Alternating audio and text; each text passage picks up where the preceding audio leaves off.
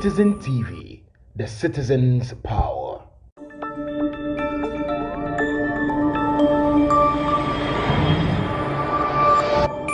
Citizen TV, the citizen's power.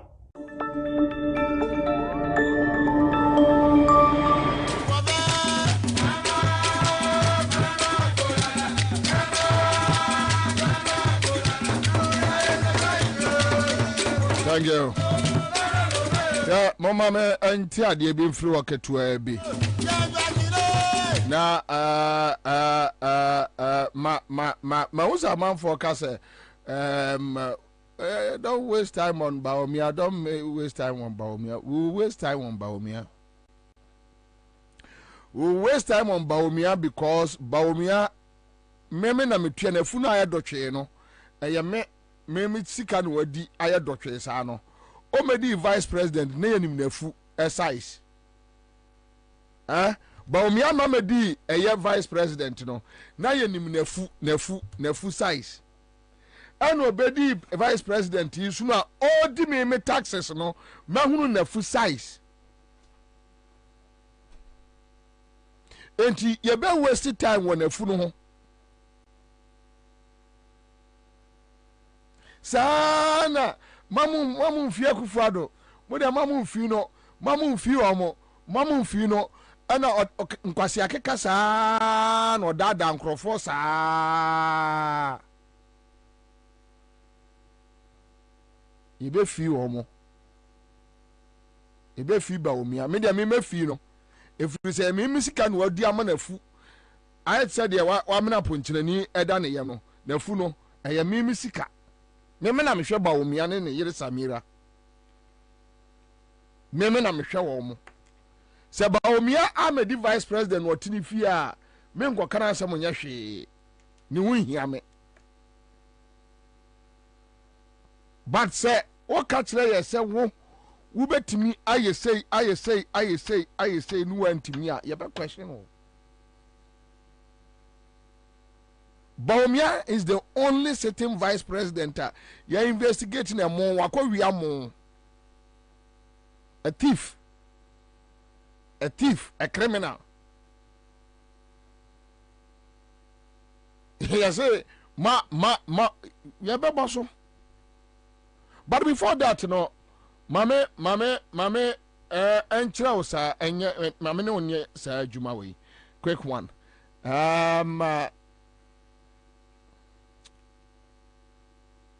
Minim adekura esi. But I'm say the same policeman no. Okwa we aso di ne video ba ko bia no hye police atare ebeto so. Meboa. Ono a. Ba senke so afra na busa no. Dabre untie mpo.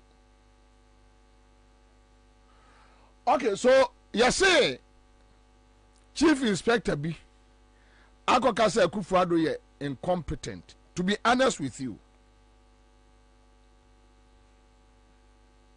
me need any problem be to describe the action not as unprofessional. To be honest, what say a year police atare? What say a year military atare? Wow, but bomame me wia kwame, you see yenu bi na enra yenua Edgar eka na me ka se eniema ni bi wo a ekro we mu no me pa cho obi nkai me ansa na me mu betie tape we no kwame ye wo krom a 2016 guy bi ehye soja fo atare ekonom kalipo eye campaign me ba cho omo yi na di I can't remember omo Ghana army anyi na di uba hunu sa post no sa akwara no hye soja atare no a okay 2016 do you remember me ba cho mo kai no mo betimi aboa me na mo yi e de ascend me mesre wada mo betimi akai no 2016, there was this military guy. Yeah, of course, your friend is say, Osha Soja Fatare. Satana Ekufaru no more Calipo campaign. No, Meboa, come, two of us, Meboa. Okay, your boy just say he was transferred, but ya nyina di o. Ana Meboa, ya nyina di. Me say, me ni problem biya say Ghana police beka say oh. Esai will conduct we into ya watare. But Ghana ni bia wo tiemi no, tiemi ye. That is the difference between the NDC and the MPP. The NDC empower some of the issues, they put human face on it, and I mean, Ghana, ya Ghana for Kasan and Kaye, ya setran so near money be wa, let it slide. I don't know. And me try some me friend sa police new way no, chief inspector no, na busu for ma try ya minya omo because me te see so much detaining no as to why he has been detained, because to call a president incompetent enye criminal. Just dampare bodam for ni trim and our president criminal incompetent a criminal matter. Just dampare bodam for ni trim onon kwa ni trim no and a one trim say obi ka semfa obi ho a yes civil a state in a prosecutor asem no wa bodam wajimi. Just dampare bodam ni no kwa nim onon kwa na ote Ghana mrase e woni trim. Eno no nkwa na hye ne botom eno de nam na de ye adwuma eno obi anka no hwe asif se o mafie da on ko retire da o mafra ye se civilians da. But the fact of the matter is that say you detaining no on what grounds? Obi no no so ye police ni was police ni ni bio, because me unu se nipa we incompetent or say or minor sika or lutu or minor or say state pillars and there basama oni won kwai so kasa. But minim say man for the benefit yango tie this police inspector, sorry yantie ne quick Mr. President Nana Addo Dankwa Akufo-Addo, I salute you, Mr. Excellency or His Excellency. Please, I am a Chief Inspector of Police, Benjamin Doe Kuonu at Asimfusu. I am living in a constituency which was ruled by my brother, Honorable Kennedy, at Japan for more than 20 years. Mr. President, I want to meet you because I have a discussion. We are saying, Mr. President, you are destroying our nation.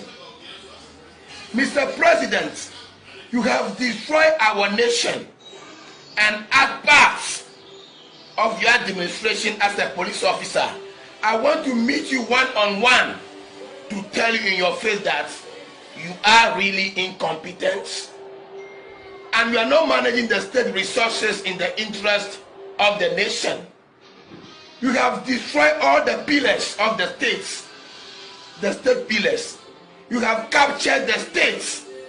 And what pains me is that our generals, our commissioners, our judges, our military officers, please, nobody says you should go and take gun, but let our voices be heard, because we are public servants. We are serving the nation. These criminals have destroyed the nation. We have to put them on their feet, because we have a role to play, we have a job to keep. Is it not the president who said that we must be citizens? but not spectators. Is he the one who promised nation building? Is he not the one who pray or who pray with us that he will come and protect the public purse? Mr. President, what happened? You have taken everything from the state and handed them over to your cronies, your friends, your family, your affiliates. But we will tell you, because you are human, you can make mistake. You are making serious mistake. You are destroying your people. You are destroying the nation. You are destroying every state institution. You are destroying the factories. Are you businessmen at all? That anytime we send it to the market, you go there with a car. You call yourself businessmen. I am a police officer. I want to meet you and tell you that you are disappointment, Mr. President, and your branchee, Dr. Mahamadou Bawumia. Please, when you get this video, share it, because I want to get involved in building our motherland. What do you say? Thank you, sir. What do you say? That is good talk. Mr. President, I've been seeing you. All right, my compatriots, when you get this video, I am only saying that I want to meet the president as part of the executive to teach him how to govern, how to rule in the interest of the nation, because he doesn't have the ideas. Even though I am a young man, there's a proverb in my home language that ansana yabewo akolanya sanino na openyin kosiampeni jimini abuofunu biti hodada. Fatu Facebook, mami. Thank you. Fatu Facebook, mami. So asama abrantie owura chief inspector eka yini. Now Ghana for ya mo follow me awie. Private Osewusu of Ghana Military Police, Ghana Web, military man not under investigation for drinking calipo, Army PRO. Now this is the story. The Director of Public Affairs of the Ghana Armed Forces, Colonel Agrikwashi, has told Lantam Papanko on the Ultimate Breakfast Show that Private Osewusu of the Ghana Military Police is not being investigated for drinking calipo as reported in sections of the media. He insists the officer is under investigations for breaching armed forces regulations of publicizing himself without authority. No one is being investigated for drinking calipo. No one is allowed to pass something to a third party without authority. The officer publicized himself and the institution does not encourage that. He called me because you saw his picture widely circulated, unquote. And this one is coming from PRO, Ghana Armed Forces, Kena Agrikwashi. So this is the guy, this is the issue. This guy was not sacked. This guy was eventually transferred, and he is still in the military. He is working with a Kufuadonom. Yeah, as a state guard. This guy, Private Osei, he is still there. Somebody just spoke to me about 5 minutes ago. He's still in the military. Oyene Juma. This is the guy. Thank you. Yeah. Okay. Obisu was sending me picture and crying. Unfortunately, my WhatsApp is not responding. So mom fancha me.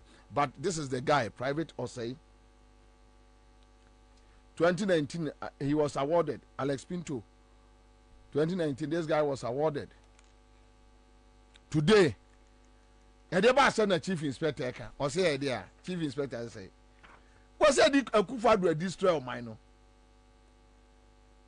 And it's true. A Kufadu yere Rebecca and himself on you okunu omo destroy mine. They know. When you be a one more dam, ya na dwene mu down or Ghana and himself Kufadu destroy this country. To date, Akufo-Addo Bawumia cannot talk about homosexuality, whether Ghana should go this way or that way.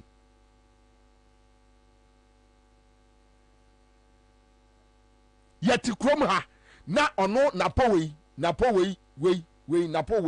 nipa fon sa no na ono akwa eye ntrumuntu said your ba ne oba eda bema ne bema eda edi be right basic education mu say enkola almost totofefi wa omusua de no say akola bema hu akola bema the ono ba be no betimi na ye eni kwa se ofili shy so abaywa ehu abaywa the ono be ma be no betimi na ye eni kwa se ofili shy sa na po ni pafun we se kwadwo prempro se why prempe no obia nim se mu destroy our mind no e di asem a oru aka yi. What is wrong? What is wrong? Why na enim Messi Akufo-Addo no anim enka gabu o kire da kun wei be ba be ka kire say dey wo jai domestic politics wada ni international conman kwasi asa no wei nipa fun wei a omo nya adwuma da e wo wiase ya omo nam wanya de obenya wie in the domestic politics no si yebeye de yo yebeye de yeti kromwa ama a whole central regional MPP executive abod gabi wochidako din wo galamse mu se gabi wochidako eka galamse ho e wo Ghana ha sei na wana we dia frɛ no Dangwa Institute ni na e wo national security Dangwa Institute ni na wo BNI ona do ma to ye da frɛ no e do bi ant bi frɛ no.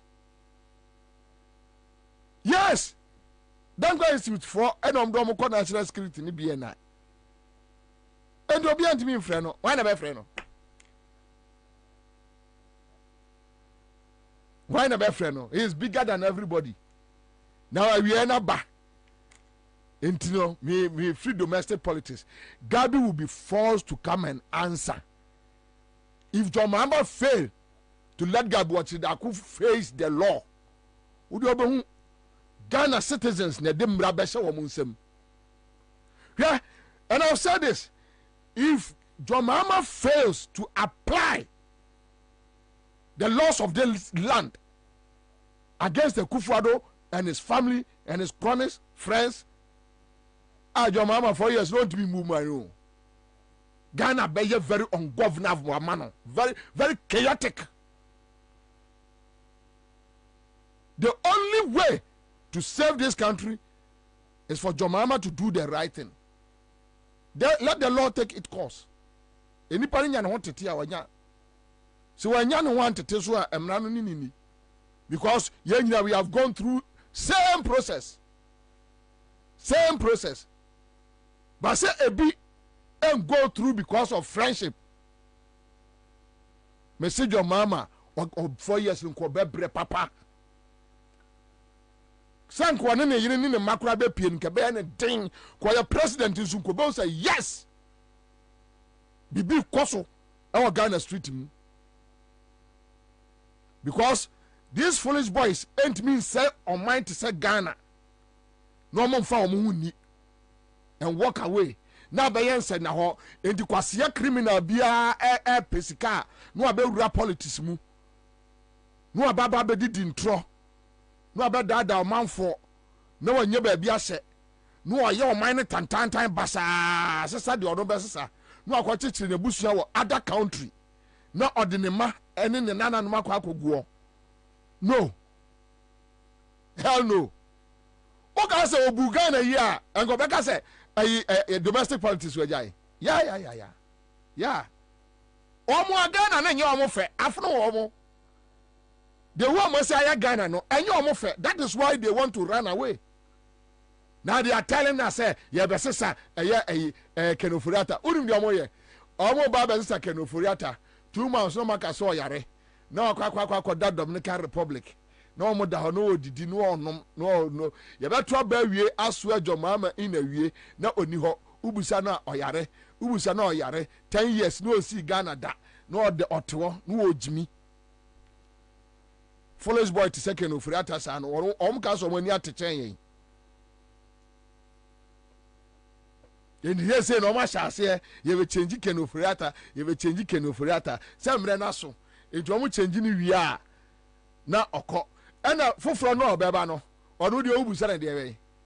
There were no dears and Abusano.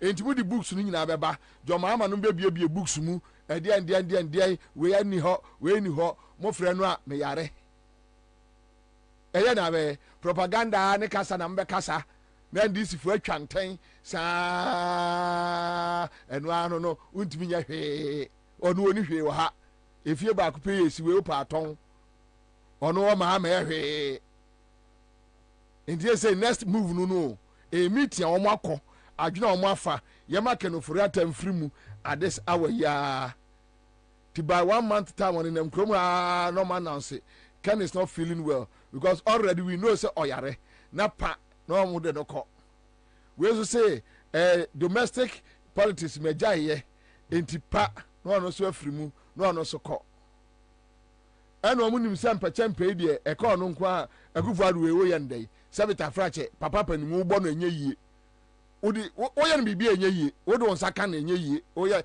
yakufo ado gyina hɔ a wo de na abɛdua yɛ no ontimi nya no hwee sabita frache ya mamrɛ ne ya amane kora no papa panimu at his age ontimi mmɔ no meboa aha ontimi nya no hwee ɛyɛ na abɛ na akufo ado baabi a wanyina do wo na na wode wo nsa bɛka no no ontimi nya no hwee ɛmrantia ne deɛ obi ti sɛ gabi no sɛ deɛ manfo betimi no ɔmo atoto popopopo ɛwɔ street mu popopopopopopopo na deɛ bɛsi bi asi aha bɛdo obi ti sɛ akufo ado woyɛ no hwɛ nyɛ yie to ɔmo kɔ na ɔmo agya ɔno ama yɛ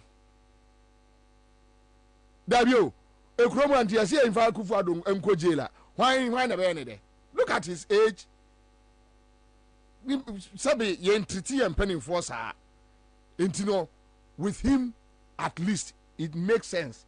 Yes, you can let him be. Na di atam kakra de ani obeji papa.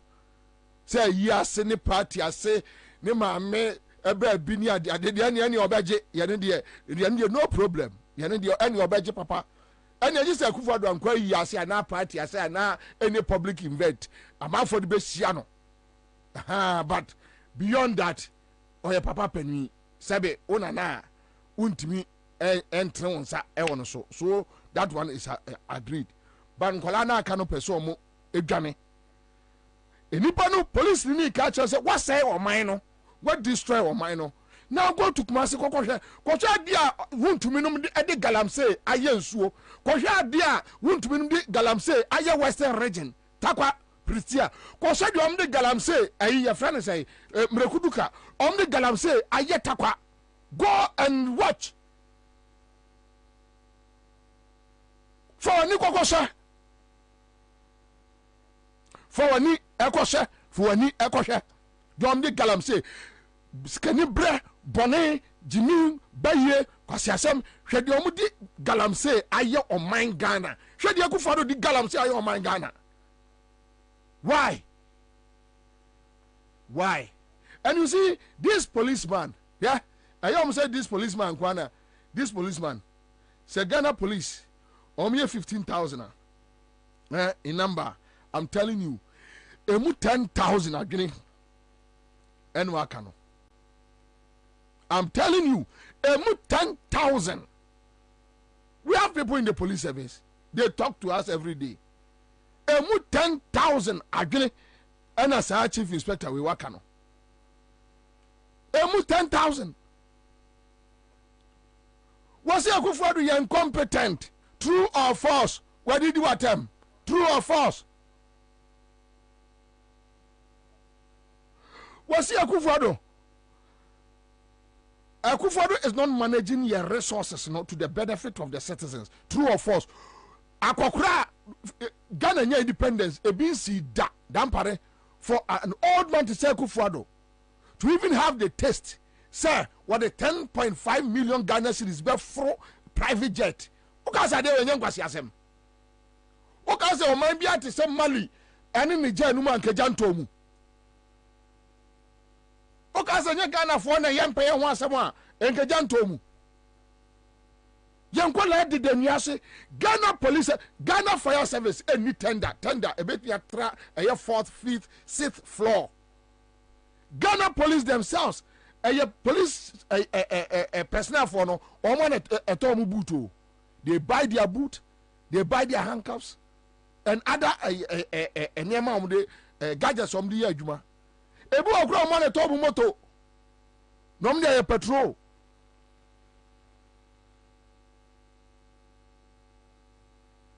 no offer 10.5 million Ghana cedis na dia kwakofro say. And when your chief inspector catch us say you are not managing your resources anywhere. Sakwa we and case you born a badge our Ghana. Case you born a badge our Ghana. State pillars. Everyone I won't say no. What destroy baby? What destroy baby? And now no be catch me. Omo minister edit document akoma Akufo-Addo no na Akufo-Addo abusa no na odi akire Gabi we nipa fun sei we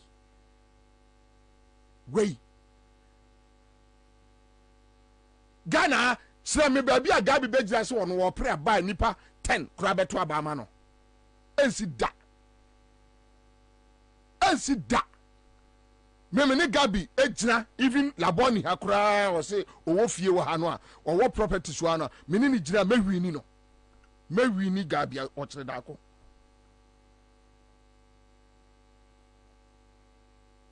because look if we are so be pray anyes kabod obi ahu se wo kwasea ayikraman a obi ahu se wo kwasea obi ahu even the MPP people they know who Gabi o kire da ko is they know. We need any respect in society. We need the entire organization on domestic politics, you know. Sir, MPP co-opposition, Gabi Kromatna, a bayan because Obu Dibu Onibi one Omrabe Biamo Bienfino. That is why he's trying to just walk away. Sir, Nigeria, ne Liberia, na se so mudi agroko. Liberia, Obia Nimino ho. Into wenya pie ne ka Gabi die no anu wenya reception kakra me say Gabi ti krom ha baby bia ni wa ye beto party Gabi be pie wa amanfo be boage no so they know be dia tuanum they know and that is why they are running away because omuni nipa antena se Ghana for omya muanti no omanti mini nipa antena se nipa they think like animals into omanti mi ahunu se minua ni Ghana ni nie mama nyane bone na we Ghana ni te samia said atanos ni mahama no nya power omanfa ni wo mo bone no omno nya power om de di nipa bone and that is why they are running away.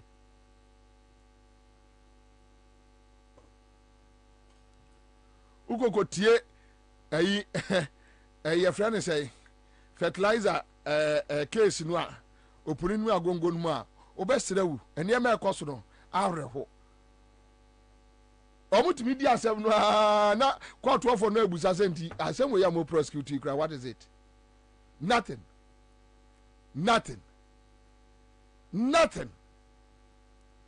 Boni omo dinti no omo finding ways now they are preparing grounds to walk away because kroma trabe omo de ne papa. Yes, me see asem we amakan obi Ghana ni bia fan sign be bia. After they have left power, you will never see them at our public events. More baby. Any culture says state pillars. What sign? What destroy them? Destroy state institutions.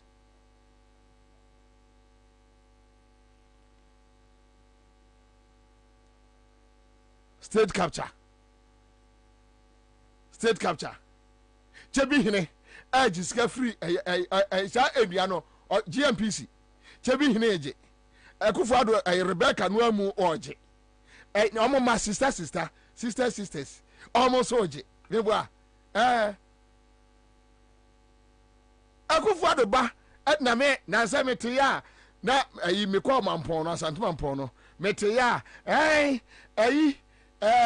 ya say Amisha die GR boss and what 2 years and only your friend say appointment letter and what illegal. Akufo-Addo ba near my sister Yankuma ote Ghana your friend say creative and arts authority what one fear 9 years say no appointment letter or you should go letter head na bibia car office bibia obi nim salary oje sika oje free o otimi say contract on behalf of creative arts or the France are buying Akufo-Addo ba oto when na kwaku ba ko no friend good governance na eya ukuada no pa no mo ani abre o Peace FM na Kwame despite so atwa take it do mamba Kumase no mo ba jimi wo mo ho wo Kumase no o mo jimi no ya on better Hello FM no mo jimi wo mo sa kwaku ba ko ne aye friend say team for ne nkwasiafo no no mo ba jimi we na no mo friend good governance na ewe ya we ti na no mo se John Mahama ne Atamas nyaade NDC nyaade ewe ya that somebody can work with an institution without a appointment letter from the executive. The person take salaries, the person take allowance, fuel allowance, clothing allowance, or use a state car, any BBR without appointment. What was so much on a crusading guide with that? What's the Kwakuba Konmaka once wonder when a non friend good governance no kwasia force?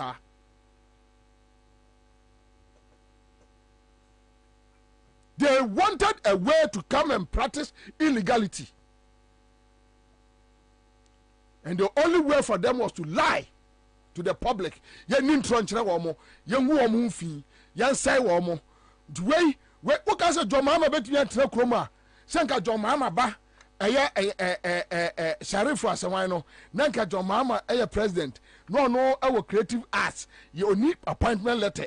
Nanka coffee shop mafia nkwasiafo yi sa media fo nkwasiafo no bed february no ajimi fo no ya na omuguo no na nanka omate no omonya sa story we say nanka about interviews kind of property at Peace FM 104.3 Peace FM nyare jojo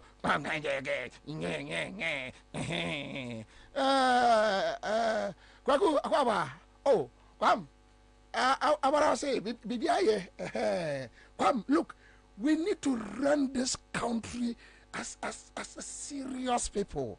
I mean matter sembia my dazed no so abonyere jojo no abusane na dia oh kwam NTR that one and this one to trust up from 1979 and I have the documents here. Kwasi asem say ya Jimmy say ya mwadi say ya mwasem. Today Akufo-Addo baba at Creative Arts Authority no appointment letter. Creative Arts for no one more complain kwa Ghana web kwa jo pre ekonomi nyina o ma complain sa so at least they should let them know what authority na again they to adwuma when I know my friend good governance when I catch them say good governance we want that they fought us say we a good governance and you see how now they are quiet we are normal from boys no news far over no 5:15 wo no esankuma ba crisscross yakọ your friend say city by 5:30 now wo no wabani say by 5:45 na Gabi and send the questions to them, ask them this question, explaining this angle. No ma kwa kwasia your friend say political scientist baako from KN University no ma for baako every your friend say Lagos no ma ko kemko so akwa fa baako no mo aka kire mo say okay mo no be kasa at this time mu wi anopa for no so Addo FM mo be pick it from this angle odwan ma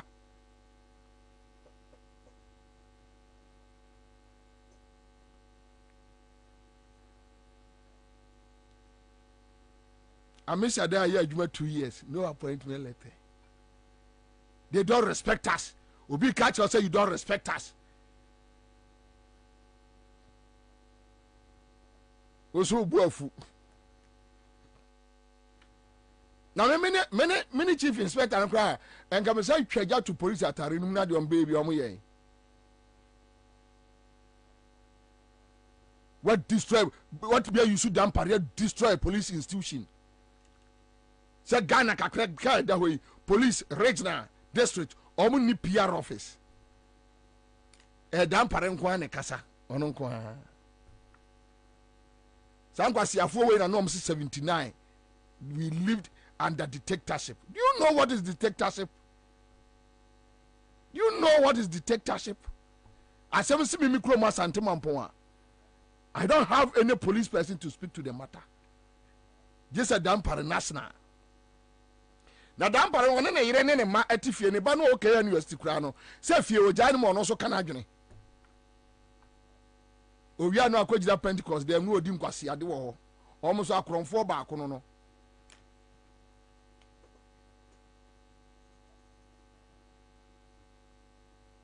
Owia no akọ Pentecost asori dem.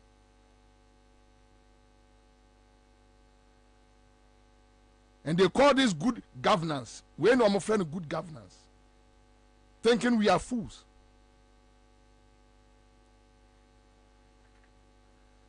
Star 4123 hash. Star 4123 hash.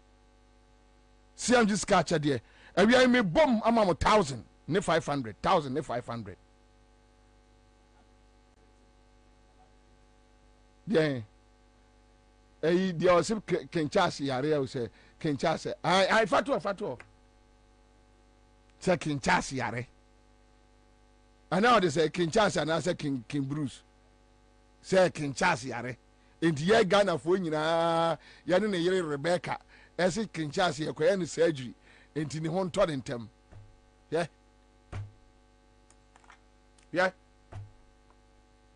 make us say no enra say nansane ne Kwau your friend Bobby and now Bobby Kwau Bempon and one of police for boss civilians to a 2 woman King Charles life Esombo Echen Kwau Bempon for your bomb to a kuomo civilians almost to baby you police for a bro to a kuomo. On behalf of the people of and government of Ghana and on behalf of my wife Rebecca, I send best wishes to His Royal Majesty King. Send the home in time. The home in time so Baby Jaru and also be choosing. The home turn will be Jaru and also be choosing. Your crisis. The dollar is running. You don't tweet about it because Ghana is the phone here. And if for cost strike, university workers, you know me what? Labor front, huru. Here. Wait. People say, "Onu buya en kwasi afo wait." Ekufu adu wait.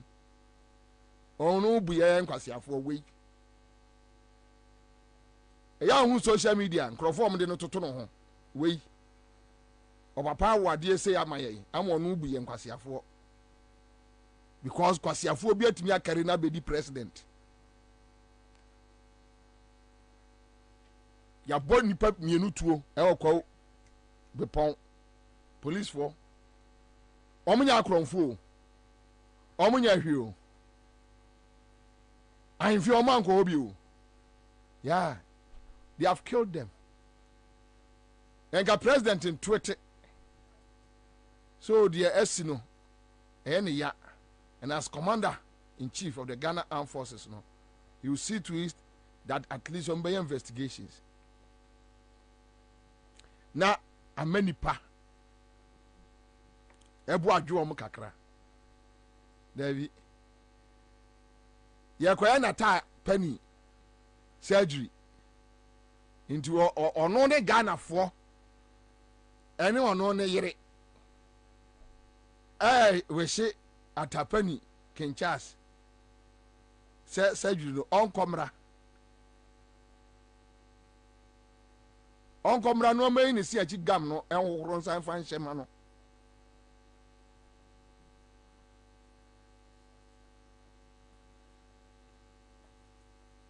now you see there are certain things minimum say MPP co opposition aban bi obeba bia ni wo ye bia so mo bi o ma no ka hwe because one hwe ya the way ewiase sesa no when they try to talk about a near man woman na ye ene say obi ye bi na omo ka ho asem a Why should a man for better woman fear? Sadia no yehunu o Mali any those areas no. Sankrofo we be hu bi. Because and dear mama, what bonipa mienu to a free. One will speed the omnibus issue statement about Ghana Police Service. Speed on base statement about Chief Inspector Way. Kwa be point 70 CJ, you know.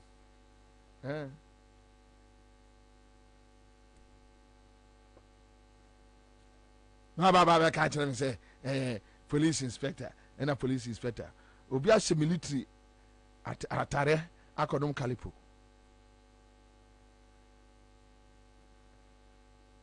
Am I interdicting? Come if you so. If you so any pan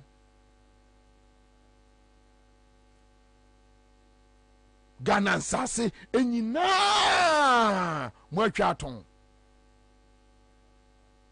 No local state capture wakabone.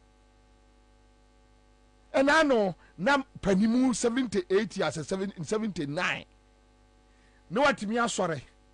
Na to wonam to animu na call China for no refinery eco commission yo. Because you know abusuan benya biadi.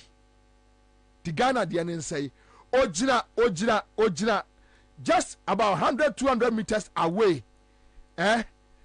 from Ghana Tor Tema oil refinery ojina be 100-200 meters away and all commission private refinery and all bomb abaso. Yes, Akufo-Addo. Na Gabi edike akọ jira ho akọ hwehwe ho chese why kama sika no manya ba bia invest say no unim omuntimi first kan impie omuntimi first kan impie ebi aka ekromu ha and they are using foreigners and they hear investments said say among forces can work, but you see the way your friend is say apartments building cost across the city sikana ka omunsam na see am ko yire ba ko $5 million dollars. Asensu Boachi was arrested. Me sendi Asensu Boachi message me bodate ni kire no ada omo che no any bibia Asensu Boachi ntimi anka say no or yes or sending message back didi matem. Asma me no okay need 3 weeks. And me ham ho watch na publish me ne conversation ni nyina live ewo ahase ye Facebook page. Asensu Boachi efri krom ha ekwa America 5th August omo chi 5th August me sending a message for fairness me sending a message ebusa Asensu ada say ufri Ghana ha time say uko drew America this time yasis ka say na ne kura omochi no omajiska no there was government intervention Asensu Boachi and Asensu Boachi kan kira me say enye no kure right in broadcasting. So I was fair to him because when I got the hint from American authorities, I sent him a personal message. It's on my phone and my public media too, baby. Asensu Boachi send him a message insulting me. When me and kind tell me say, "Ane anadebi." Na me person omo to omo aba ni wie because Canada Japan nua enye nipa ese wo ye bibia benefit no ono Canada Japan no onya correct nti ya na me pese ono na se me de me wo be fori mu onya correct guy abodam omo ka ho ene omo destroy oman no onipa omo ye mahi wo wiase pa ya Canada Japan ni Alan 7 years what now and yet almost say oh my no almost say oh my no almost say oh my no usi froko after you drew my personal interest, my personal gains, so no. Then you walked out. No about pointing such like Kufuado neighbor, me also omonenye. Nipo mu ye me bufu we ase. Alan, ene Canada, Japan.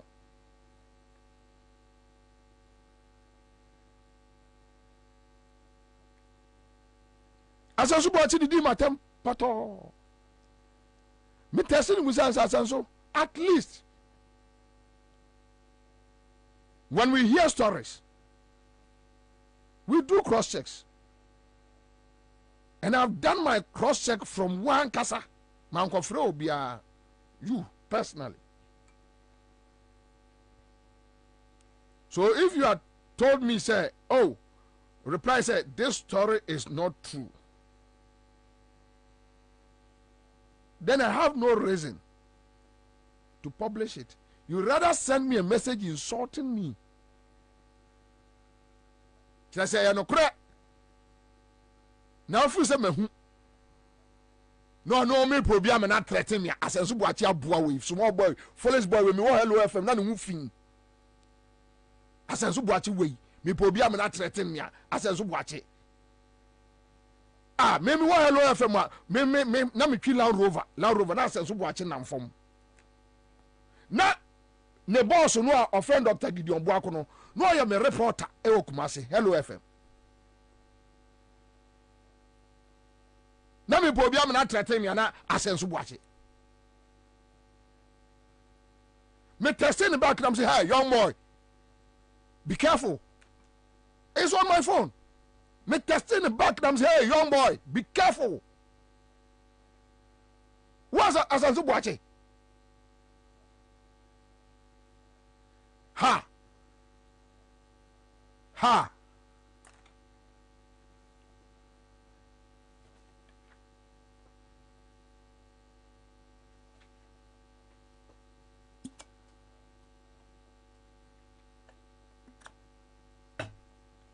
Be catch yourself, will say, oh, mine. And this police chief inspector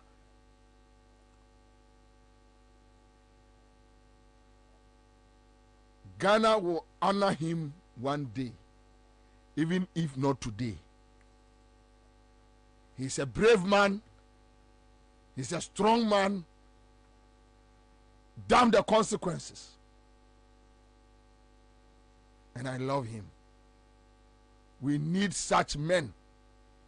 Men with conscience. Men with lion hearts.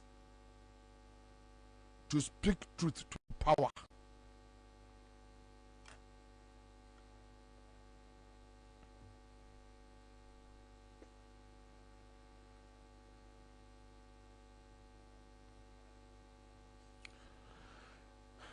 Jomama a beer dear biso.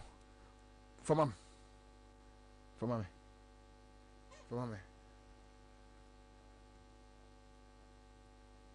Mahama left a mess. We came and repaired your mess. Before I left office, the IMF said that Ghana's economy was going to grow by 8%. And it grew by 8% and more in 2017. And in 2018, it dropped. When their own policies started kicking in, you look at the GDP growth rate. From the high of 8% that they inherited from me, the next year it went to 6 point something, 5 point something, until when COVID hit, it went to 0. So that myth about you left us a mess. When you came into office, the Kufuor Eurobond was left with 270 million to pay. Where did you get that money to pay? Mahama left it in the sinking fund because I knew that debt was coming up. That was visionary because I knew that if a new government came, it was going to be difficult to find 270 million at once to pay off the Kufuor Eurobond. So we left it in the sinking fund. They came and met it. In October, they just took it and paid the Eurobond. And after that, they didn't put any money in the sinking fund again. That's why when COVID hit, we had no money to defend ourselves. I set up the stabilization fund.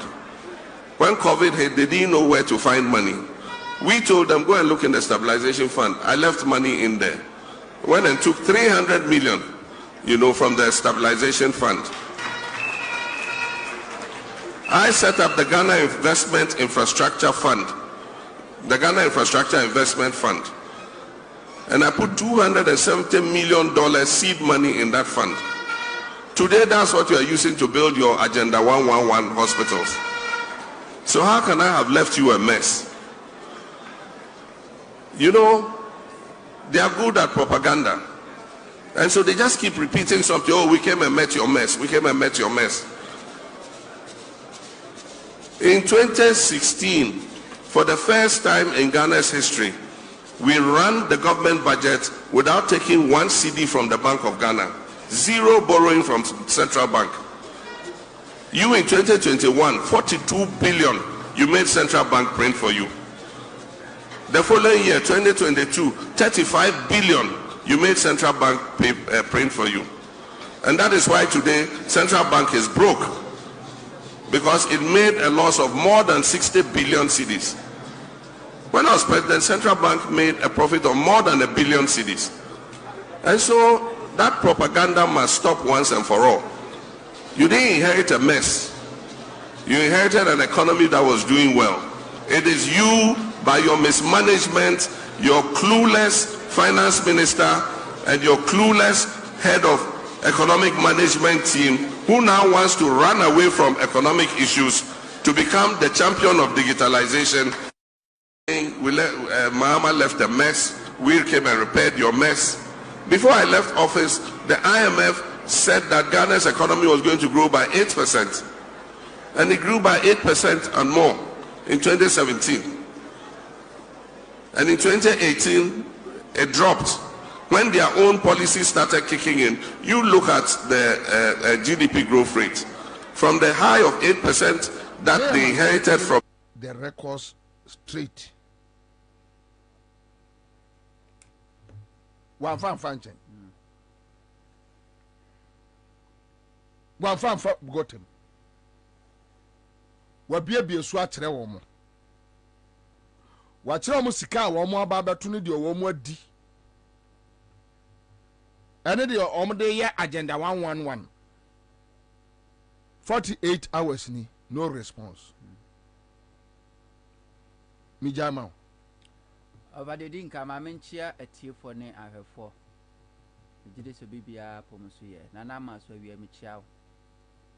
Ne producers nyina na enchia kase so enkoma Teddy no na Teddy birthday. Yeah. Na no kase ni se obedu akra. Ntimi chia Teddy so na menchia me bra kwadwo no menyo ewo USA ewie ochia na na nanse na meba ho no se na Nigeria for and South Africa ebo it's a Ghana for a divide on attention almost some professor Martin instead of listening to Baumia na MPP party anana omo very interesting. MPP exit power 2008 and yama CC no the same thing and it happened and 16 years later, the same thing happened. Baumia, Kasa or Kasa, and now only media houses are. Yet you are more come for program in life. 75 radio stations and TV stations. 75, and now I paid 75 to carry. No, how much drugs you paid? Nana, or say Baumia speaks, watch or listen. Your media no media house say or no dedicate ni precious time TV or radio 30 minutes 1 hour for free. Even say your MPP station you pay. Oh, but Nasa Samijan from your press conference. I cry from your PK. Nobody pays anything. May say nobody pays and nothing. And only I want our pay and our fa because who pays content. But these are the official radio, TV and radio stations are. Or more bakery in life. Mamenka GTV, TV3, Addo, Joy News, Net2, City, Angel, UTV, Metro, Oyerepa, Wuntumi, North TV, ABC, Angel, Oba Hasia, hello, and so na Edahai. Nana Missy Media 75. Because Omadwin said they want to set a record. They said, Baumia Casara said, Aqua Ghana, na a shit ha. So Baumia for baby. The same thing MPP in 2008. 2008 MPP secure all the television stations. Station Bako pay. And then a show Professor Mills campaign activities. Metro TV. Omo hijack even NDCA program crowd on person motor airtime. Ewo radio station, TV station. Sad an MPP nye umeko krebe catch MPP for better time. A can Metro TV pay. Yet Professor Mills NDC won. 75 stations. And then about me Abeka. Anyway, what shall see here the free baby President Mahama at the ACN. Na Nana, I mean say they be a say a canny a cobo NDC communication team no yani a bo mechi kakra. Yani a bo mechi kakra to serve you. Never be records be or no more. A yana among shedder emi ni a matimamu no ente. Now I know say President Mahama I realize this idea no. And to one our born in twa no canasem. Now they be a Makase President Mahama is the one of the most sincere politicians we have in this world, especially Africa. Oh yeah. And yet they say President Mahama be casem now be verify be fast check na yetro. You won't get it. President Mahama left economy edema Akufo-Addo. If you are no President Mahama economy crow inherited from Professor America who has our economy ni bi. This sinking fund and say ye kaka hunyina stabilization funds ni nyina no. Mahama didn't inherit this fund from Professor Mills and kasa na you no advice. Mahama build economy edema Akufo-Addo. As Sebio Akufo-Addo basa obeye Ghana year ka Akufo-Addo ombre. Kwana kofa IMF almost summary 2014-2015 IMF NDC call no. O confirm report wa IMF are stating it clearly say IMF no mo call savings no Mahama government make ye no enu bi na Akufo-Addo dey free SHS in 2017 IMF na eka enya me and it's there. Akufo-Addo ene Baumia omo ka say IMF die lalai omo nko bi omo nim nyansa ne ko IMF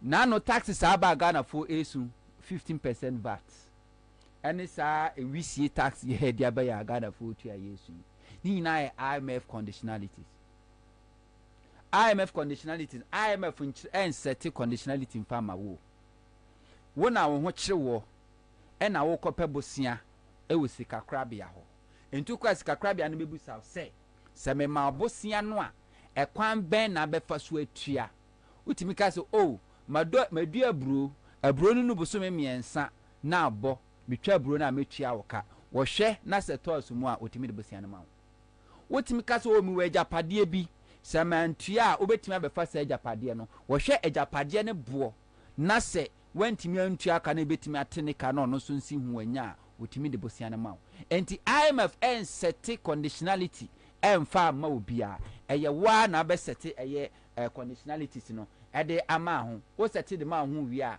then IMF no hwem na so hu se ebetumi a na waso asene because the ohia eye policy credibility uni sika enti ewiase sika kra bia na nkwakoje bosia en obi ase wo oma because wo de ka wontua enti wo obi obeji wakaginamu na wani abanyama obetimi akwakwaje bosia ene ni IMF enti kwa IMF mebusa so okay wo di China foka wo di America foka wo di weka ekwan ben na mimi be ye wakaginamu a wo betu am Canada ama omo na wa kire se meyese na IMF ajatum enti 2014 when NDC call IMF no nana conditionalities are NDC for under John Dramani Mahama omo sete edema omo ho se omode ko number 1 no say strengthening monetary policy almost 20 monetary policy almost ye say omo make sure say inflation enkosro afi so aban no budget deficit de bia ye budget ka beda ho no no na diska na ma na bro so no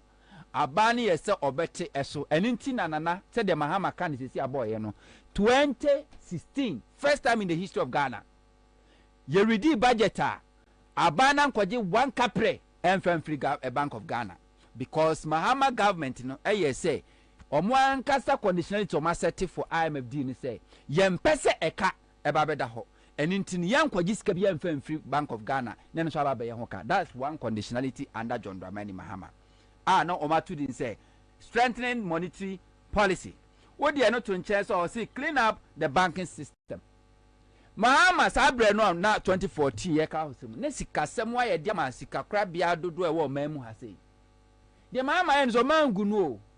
Omo di sika or say recapitalization or say in asset equity review revealed significant undercapitalization. Some banks were recapitalized and the Bank of Ghana used its newly enhanced authority to wind down insolvent lenders. The central bank developed regulations to ensure that banks meet sound underwritings and credit evaluation. And to mangu no omo sika kra bia no omo sika smako form no recapitalization esa mo sika de mission je se mo mfa nidwa na emfa mfa so mra mun keeping crofo amafo madwuma na mun sanfa crofo adwuma mu ye adwuma nya mfa so ne na ka no a ye de bosia ne ye de abom from Bank of Ghana no na mutua de Mahama ban eyeye ne as a conditionality o Saturday man ho e de call IMF eye 2014 omoji 2 mu a ye de ma esika o de eno to nchen a IMF na nkasa e de ba say the outcome of Ghana's economy onu aka o say Ghana's economy is on the mend. The trade and budget deficits are narrowing. The pace of economic growth is poised to raise up to 8.8% in 2019 from 2.2% in 2015. The inflation rate is projected to fall to 8% from almost 19%. And indeed, the IMF can you and nam projection NDC Mahama government nankasa ye no and IMF ka so ke so tutu sana mo we dia enu 2019 no Ghana economy as at 2015 na grow by 2.2 no enu 2019 na grow by 8.8% and indeed 2017-2018 we achieved that because 2017-2018 yeah, that's our IMF program. Or can say inflation at that time na inflation about 19% or can say inflation be drop it. Indeed Akufuado Abain inherited inflation of 15.4 from John Dramani Mahama. These were the conditionalities of Mahama SRT. Juma. What they are not to was the outcome. Cut the wasteful spending. Yes, Mahama Abain or Mutanasi who say expenditure be blue no more ya ne who said here. Abain to church mutin tun time. Said the BIDB Visika.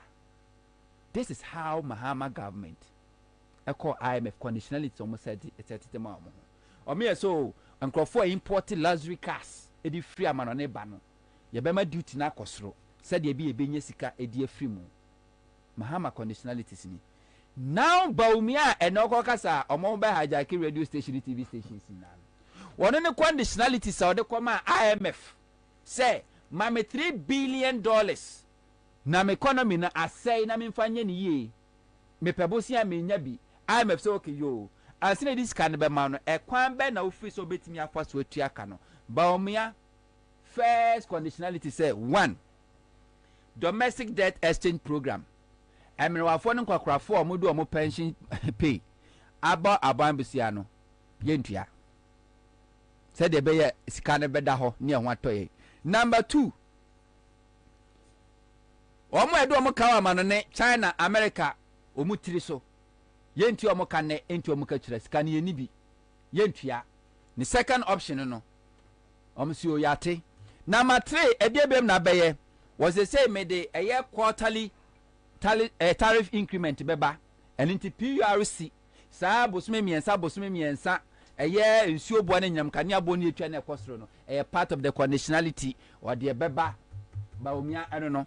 The tosu bi omobusan say die biom na abeye was say me the value added tax ebeto electricity so and it is 15% VAT in the electricity no a part of conditionality musa se die biom na abaye wo so o me de de me ne se me di wisie ma won se Ghana fo prove wisie me di wisie to obeba enti me bejeje nkrofo sika ni nyina ka opa gugu na be hu 10 conditionalities a eye omsetiye o ko fama hama conditionalities society ko IMF no a na it was a pro-poor o make sure say onya ade ahiafo ho beka na mmom omo manya biama na bro so a se be otimi car $200,000 car $300,000 car no omo na yenkwaje to ne emfamfiri ho enti mahama eko IMF 2014 2015 2016 no ufra bem no na mahama tua domestic debt omo ane de omo ka na mahama tua external creditors na mahama tua omo ka but Baumia akufo de say yentua afa de nipa yeto nkrofo to electricity from 50 Ghana cedis no the 15% abeto enti one de won protect poor one will protect the rich. This is Baumia. Na the amana ye mobo asaye sre say MPP is trying so hard. Omo pese omo paint picture bi say Baumia say Akufo Addo abantie Baumia enkenye de bebanie nje na bebanie sa no pese omo ka. So omo say oye the best vice president. Omo say best vice president or no as a vice president kra no the policy about how implementing the policy no amagana for what omo. Oko kesika sam de omo so da bi e ken ofuriata. Like Rate said, don't person me any say. Omo peso, omo yi ken ofuriata di. Omo yi ken ofuriata di a. Na omo the new finance minister, ba waka so we ni obi Baumia na nkasa. I endorse no. Na omo ye na CD no ahode na hye gina kakra waka so oh Baumia magic. Na so oh ye the ma Baumia be ye. That is the whole agenda scam. Eninti ena bon ke jamfu a. Okotena Peace FM. Oso 11 di enya Baumia. And so could read the IMF for almost summary. This IMF agreement on about almost summary no much as say omu ye meeting in New York. Ebe ye meeting omu dika ye meeting wa Accra. Eko ye meeting in New York. Esa be ye meeting in Ghana. Ni nyina na Baumia team. Approve no dia Baumia economic management team di kwa na IMF gitu om no ni bom. Enti babia woni nyina na eye Baumia. But babia enye no. Omu so onya Baumia ekenofriata. Enti kenofriata fru na ye obi na ba o na say o Baumia ena ye magic Baumia ya ade ena Baumia na de be come say Baumia onye just Baumia just one term flag bearer for MPP na market on the wall Oni bio Baumia lusu 2024 election o lusu wi enu ano no Baumia political career ende o maybe because Baumia will never be they will never give Baumia second opportunity to lead MPP as a flag bearer never. No more will say Baumia no credibility crisis. And it's over there. They say na na afato no so. Samalewa. One na afato no so. And we hear Juma. And na Kumasi market now on them. Not because the crony image no enye. Baumia a one-time flag bearer of MPP. President the only nani. Only nani. But omo ye we nyina nim say they have the electoral commissioner. Adwumani nyina electoral commission be ya de amano. That's the only hope MPP wo. MPP ni bien ho obeka cho se wo oduni sabesi ne bosem wo gidie say NPP a breaking 8. None. Obien ho Baumia nkasa PA a wono na ketua kra woje no so sini minister. Wono ne opportunity they say wakọ prime minister akọ we ni water no off. A wakọ pre MP wo ho. No adie. Aboafo awudu atwa aba no ahia nyina na obi apreniti accountant general okwa akopreniti empanyifo awuda de aba mu nyina obi akopreniti na office MPP be breaking 8 a wo be sacrifice wo adwuma a wo gi aketua chen a member of parliament say wo call parliament no there's every indication say MPP is going to lose the election but the only hope is the electoral commission mamenya adwuma aketua bimra CMG skache de makacho se ne metu agu so ai metu agu so ne hello nana agu so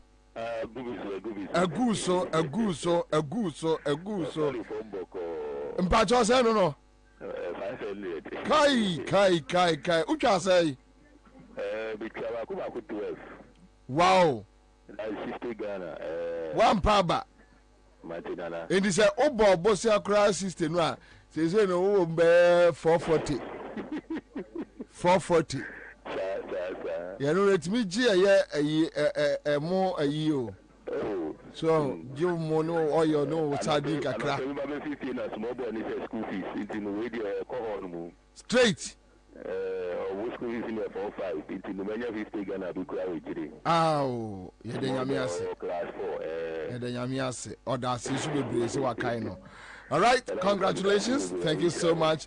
Live on our 100.5 Citizen Show, CMG's catcher there. Star 413 hash. Star 413 hash. Wow. Oko. Addo process 1. Enu last process no Chrome. Na da phone so sha. Chrome. Na da so say sha. Yeah. na me bonus draw no me ka sem bi a kire mo. Star 413 hash. Onto yanko. No, Nana. Plus free on yanko. MPP is trying so hard. We knew a comrade, Ashaman, communication officer Joe. MPP trying so hard to whitewash Baumia. And Tinanabi Kotna, Peace FM. Is he? Oh, you know, me not square confession. No. I want to know national women organizer. A Peace FM no caucus assembly. UTV. So Baumia, I didn't the mess in a canofriata. Ilevi Baumia nim Baumia ka bibi omuntie e hona na bia the same media setup hona na bi kotena ka chezo aban no on suspend e ye VC tax no na emwa wo mo really woko cabinet a MPP national chairman MPP general secretary mko cabinet meeting omo ka ho bi no mo approve taxes anamo bi ometu bia mo aka ho bi intesina na nabi be ka che say ye omo ye ni such a way say just na nabi ni kra just say onimpo say part of the conditionalities are omo de akọ say TUC4 put pressure on the Akufo-Addo government Kenofriata say omo nkosi nkonya na omo nchire nsem nchire omo de ntia omo de 15% VAT any VC tax di aba trade union congress for say before cry no better as no suspend withdraw that taxes into jagu omo chem and into Bekaya weekend omo sheda di boom na asase radio publish cabinet suspends 15% VAT. Yes, okay, say Sunday no more cars as okay, Monday say umamie wenu Monday de ani ate. Monday monitor Monday Tuesday the ban say IMF country director. Say last year so catch up say government should make sure so obey adhere strictly to a year IMF program no money akọ. It means conditionalities now wa set the man ho amba ya catch say Ghana for obeji Ghana for 50%. Disomi enko untimi emfiri mu. Ena sinse omukom. Only hope no. Now Jemensa and Electoral Commission say fe no mo be recruiting crofo. Now we know say Sankofo be recruit omu nyina ya MPP for. Because Jemensa ebe take over no.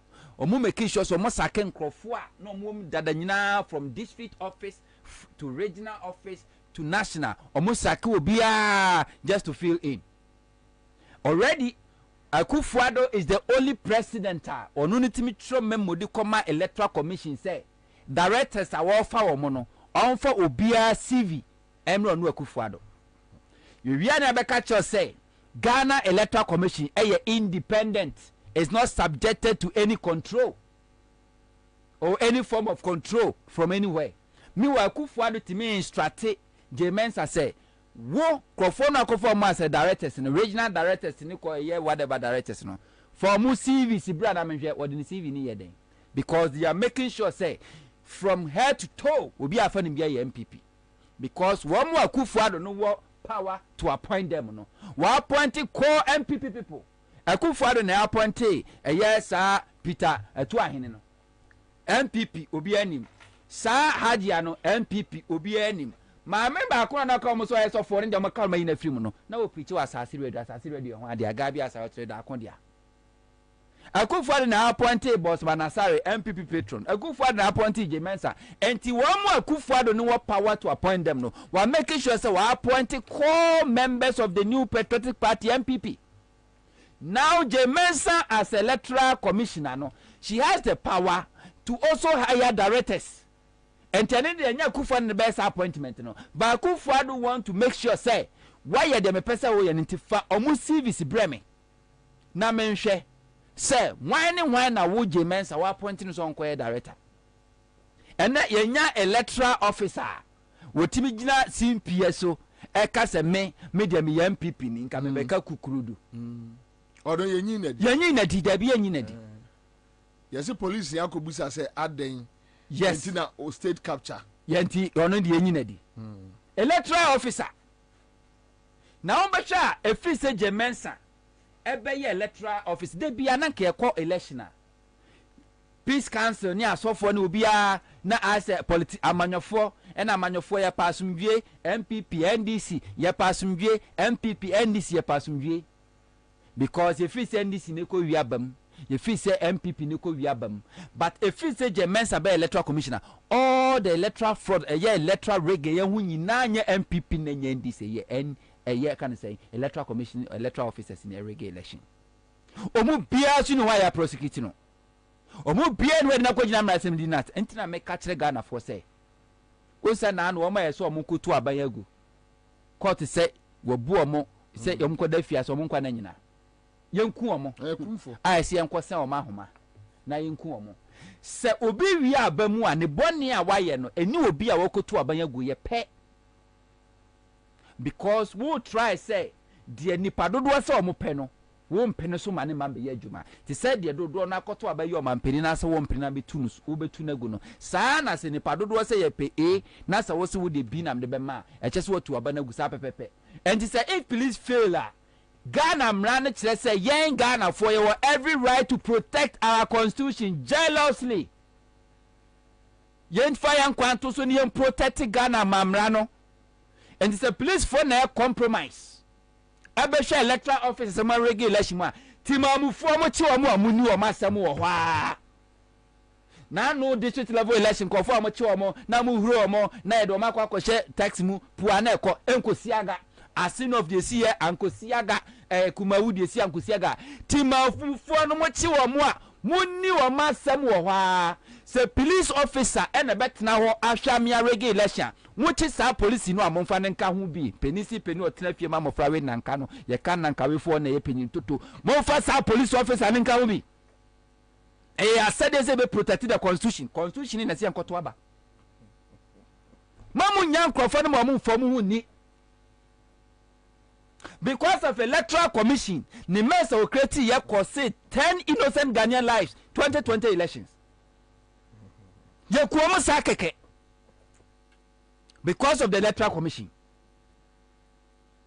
2020 we dania obesa ye bio now kwachi say nipa no a na timamofo mu chi nipa ne wi a mosiade na ma police meanwhile all this electoral fraud no happen in the presence of police say emrakwan so no de ne ma police emrakwan so former police ni no ogina ho no mu a wo timamu ni na wo gina kire outside perimeter what me hu see a reggae election police ni gina ho we are not sad na come police emrakwan so no mo emrakwan so no de ne ma police no mo de ma police ne kosi sen wo de ne be ma police Asante region crofo na ballot papers show mo botoma no ma tamprinter mo cho mo de ma police ne kokosi wo fa ne ma police enti sesi ano Ghana mra ne say ye nyina ye protect constitution no jealously fa ne ma police jealously enu na me kofo say ye ni abre ti wo de ne be ma police me mo me da me kira me mfa ne ma police oh fa ne ma police so ne ba emra kwan so so betim na ma police ne mo o kira fa ne ma the mood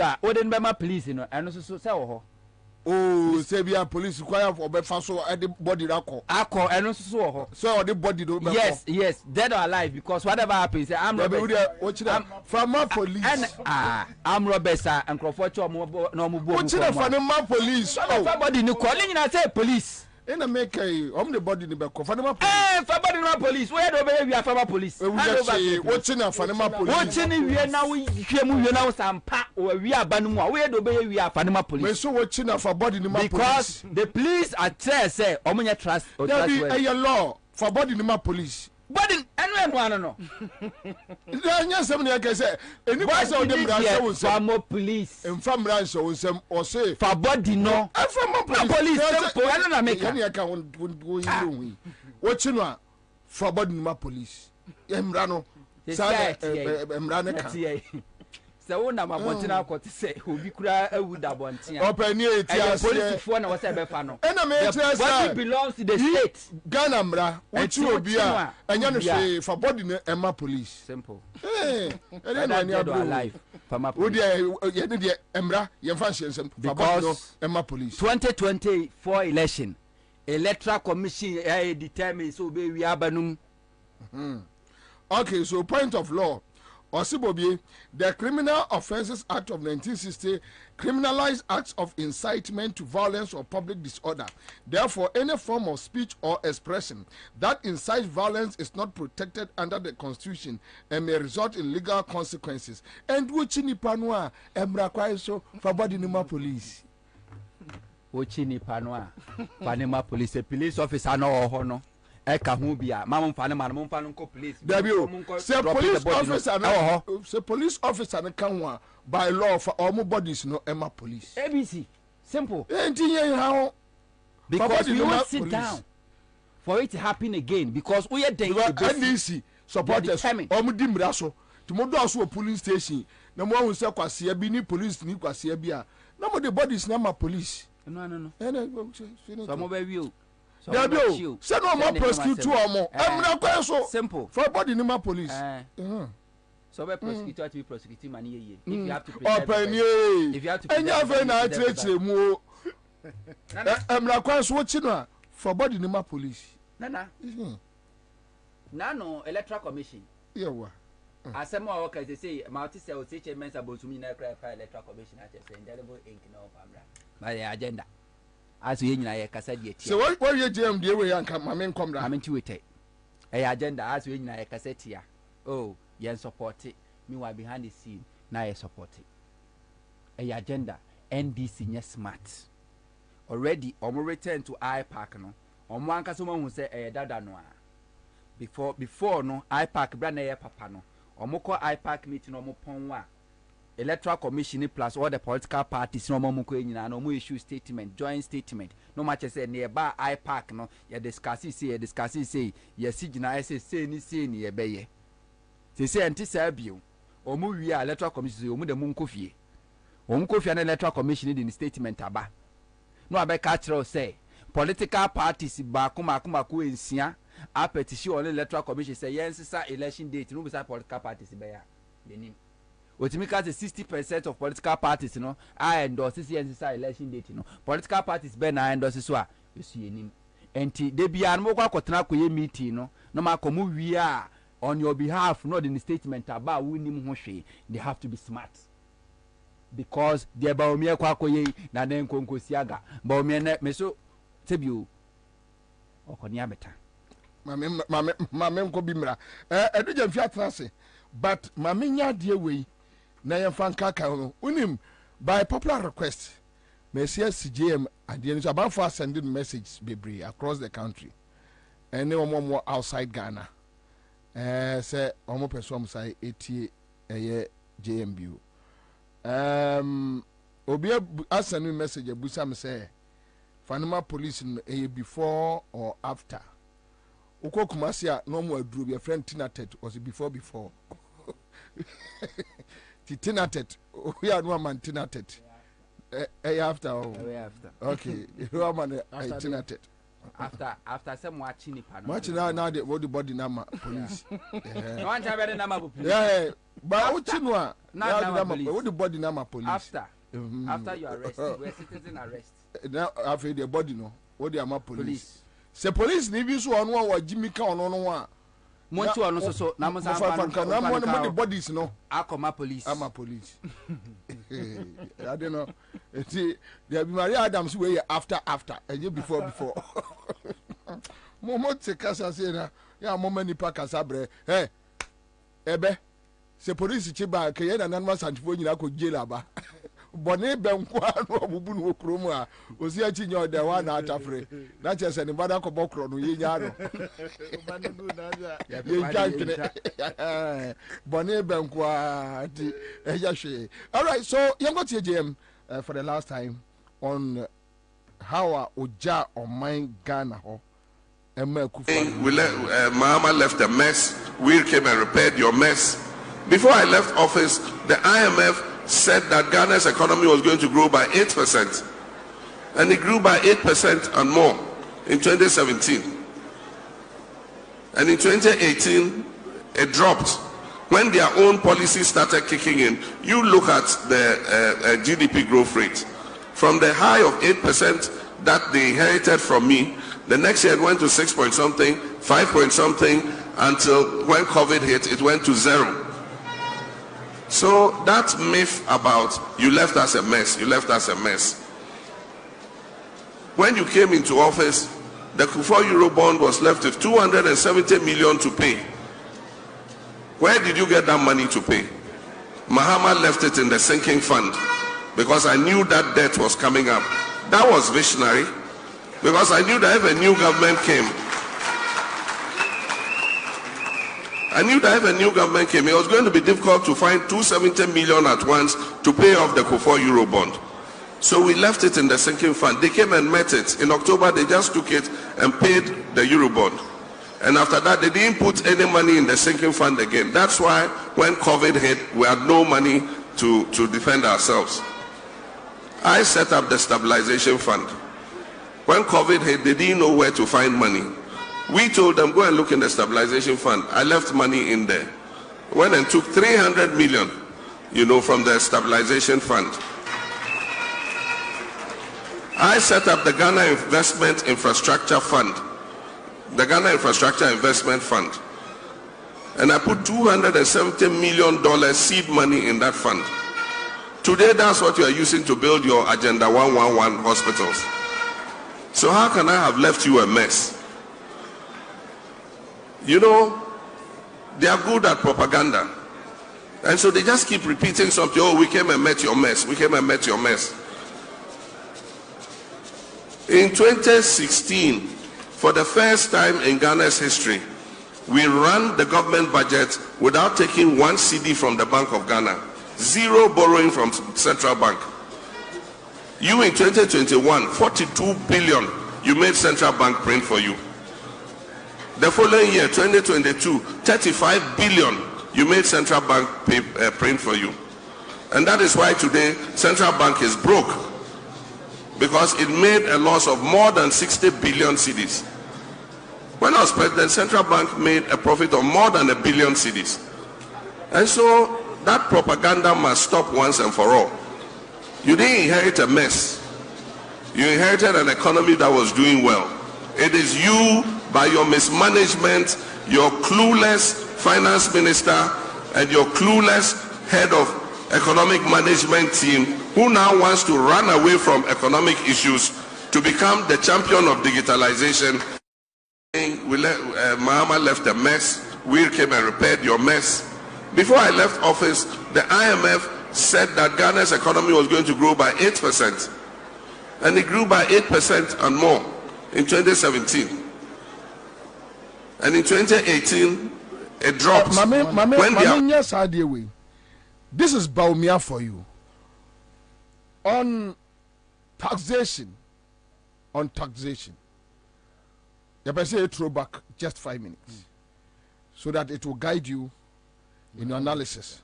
But Jema to challenge Biamomo 48 hours now. Nobody is coming forward. Ubia kwa dem.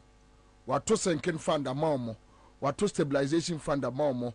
Wato give fund amaomo. How Bank of Ghana making profit under him. And how much a data Bank of Ghana ain't under a Kufuor Baumia leadership. Wachile womo baby a wode ɔman sikasɛm ɛkɔsi any projections are IMF here MCN crowd here hunto more elaborations on it. But even in that moment, this is what Baumia was telling Ghanaians at that point. All right, so you got to Baumia, Embra, Baumia. The MPP will shift the focus of economic policy away from taxation to production. So we are going to move away from taxation to production. From taxation to production. The MPP will shift the focus of economic policy away from taxation to production. So we are going to move away from taxation to production. From taxation to production. The MPP will shift the focus of economic policy away from taxation to production. So we are going to move away from taxation to production. All right, so Baumia in 2016, that with all achievements at John Mahama Bubosu Ninano, Omnoba Ombe before from taxation to production, and Oba or Mensesa, a general at tour. Okay, so me free now on the state of Ghanaians, citizens. You go to the Baumia, Ghanaians are suffering. The IMF, in its recent review of the Ghanaian economy, has warned that Ghana is on the cusp of a financial and economic crisis. Notwithstanding this abysmal record, President John Mahama is actually asking Ghanaians where the economic crisis is. He is clearly out of touch. Mr. President, the economic crisis is everywhere. Care to look outside of Flagstaff House of course. Teachers are suffering. Teacher trainees are suffering. Nurses are suffering. And nursing trainees are suffering. Patients are suffering. Students are suffering. Traders are suffering. Pensioners are suffering. Drivers are suffering. Contractors are suffering. Civil servants are suffering. And farmers are suffering. Fishermen are suffering. And industries are suffering. Artisans are suffering. And Kayaye are suffering. The disabled are suffering. And men are suffering. Women are suffering. And children are suffering. And Ghanaians are suffering.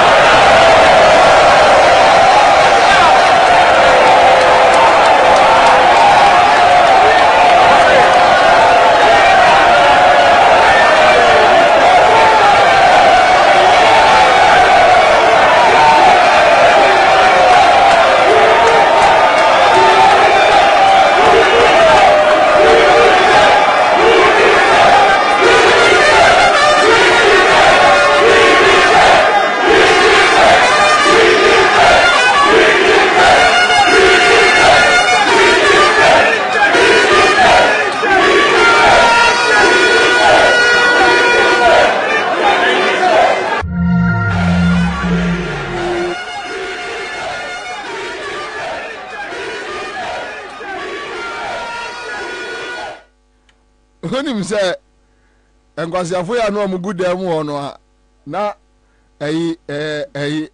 crown penny teachers are suffering. Unim say bebre afare wo mu awu. Before Quasiafo bebre awu. You need change na no mo kara na on tias no. Yeah. Change ni change free atias fo mo ko. O bebre awu. O de awra awu. Ebi no o musika aka men's gold. Ebi no musika akwa die. Bebre awu. We need change for no. Yeah. On the ground to underground. On inflation. You go to Baumia. On inflation. One in opposition. Sata na inflation and I'm saying na sata and I'm saying 15.4 and inflation kwaya kodru 86. Professor Hank say I didn't in 8600. Fairly straightforward. I now want to turn my attention to this concept of single digit inflation. Mr. Chairman, all countries would prefer to have low and stable inflation in the context of economic growth and job creation. This is because inflation represents a fall in the value of money. It is a tax on the poor, and it makes it difficult for businesses to plan. Inflation results in an increase in interest rates as lenders seek to protect the value of their money, and also results in exchange rate depreciation. Under these circumstances, inflation tends to hamper sustained growth and job creation. It is for this reason that governments all over the world and economic managers set their eyes to reduce inflation to low single digits, because it would, amongst other things, reduce the cost of living, reduce interest rates, and stabilize exchange rates. Low and stable inflation is only meaningful if it can translate into these tangible benefits for our people. The key question on the minds of many Ghanaians is, do we really have single-digit inflation? While I do not want to argue or question the integrity of our hard-working officials at the Ghana Statistical Service, who do a good job under very difficult circumstances and should indeed be resourced and given more independence to do the work they do, I will like to state, and I will show, that the available evidence indicates that the statistically reported single-digit inflation is not consistent with economic fundamentals and developments in some of the key economies.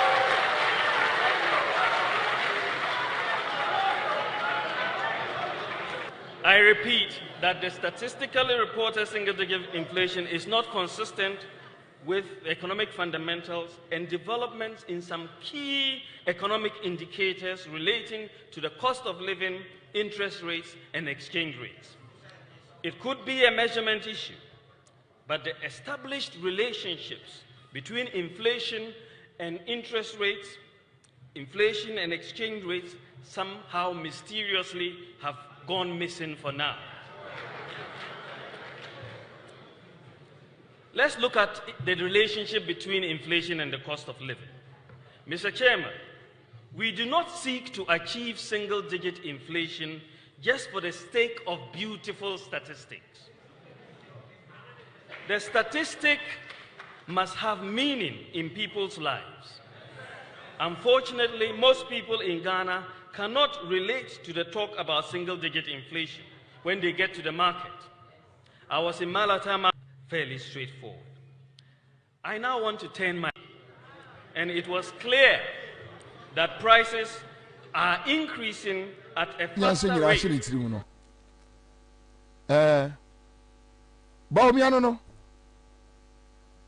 Baumiano, today this man is telling us, oh no, need any idea of the current paper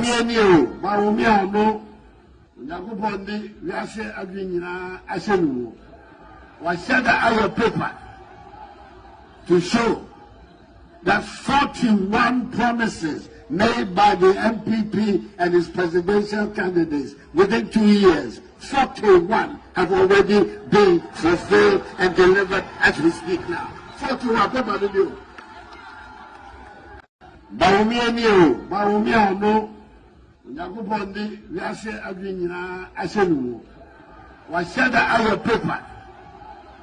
to show that 41 promises made by the MPP and its presidential candidates within 2 years, 41 have already been fulfilled and delivered as we speak now. 41 paper to do.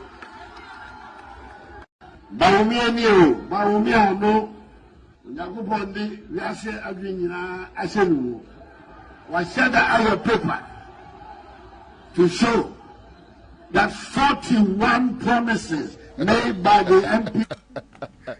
Addo, So JM two challenge na mamo. Can Bawumia respond to John Mahama? Commander, me do was na chair with you for na chair. Me nua honto. Me take care ma me be nyina na tie discussions. Na Commander in some JDM atodiama MPP for any Dr. Bawumia. Enya de obetimi ayi ano because these are very realistic issues. Enye botirimuka ena enye botirimuka. Eye asema JDM na nkasa tu ho anamon no wo ho adansie se nijamo stabilization fund or can the sinable or can the sinable any stabilization fund na you or say on a set up Ghana infrastructure development fund any yes fund na sike dema you enti say Dr. Bawumia kaso be yi ano a adanse ebe na wo ho a wo de ba be yi ano sisi e no Ghana for adwene akọ animu omonte ase e wo politics mu akọ nanim omonim de akọ nanim e free say MPP led by Nana Akufo-Addo be di akonwa no suahunu bebre na Ghana for akom enam saaso nti ama omoni ada ho this time around say untumi nsa ntum futuro engu Ghana for ani bi asem bi a wo beka bi ha no Ghana for be pese wo de ho adansidie ebeba abekire se we na maye saa adansidie ni bi ena ewura John Dramani Mahama ede ne de aba se emfie nan ene kakra Ghana for de share mensa no enioma we na meyeye emse me call one sister station na host no ebo JDM okogina otekokko so enim na oka ni nyuma obeye no Ashanti region na sebio otekokko so untumi nkogina nanim nkotwa ntro ye wo mpanimfo ho a ombetu asem bi a wo ka ho na mo ahu se sebi wa megina otumfo anim a medi ntro enukura trudo ena okose otekokko so ebre so se regional minister nso mfa ne ono so ne party ne naban aye no okogina ho no na akoye arehosem ni nyina aye nsem a eda Ghana fo anim a me ne wo kasai Ghana fo na adi sa nsem yi ho adanse intinana se ye kase ye tena se ne atwen Dr. Bawumia se obeba be yi JDM ano a ye betena ha ma 2024 elections na ba ama Ghana fo agitwi akoto aba na ma JDM ama na be di president ne kura akọ retirement na Dr. Bawumia ntime mbae na se kire nyina ne se 170 questions na wode ma vice president Amisa Ata no akoye nsamanwa esan ni komu kopim se Dr. Bawumia be yi 170 questions na no menya sure se Amisa Ata ne saman wada bebreba vice president FM enimguase a ofam nyina no me sure se eye ono ankasa ne se adabotire e kan se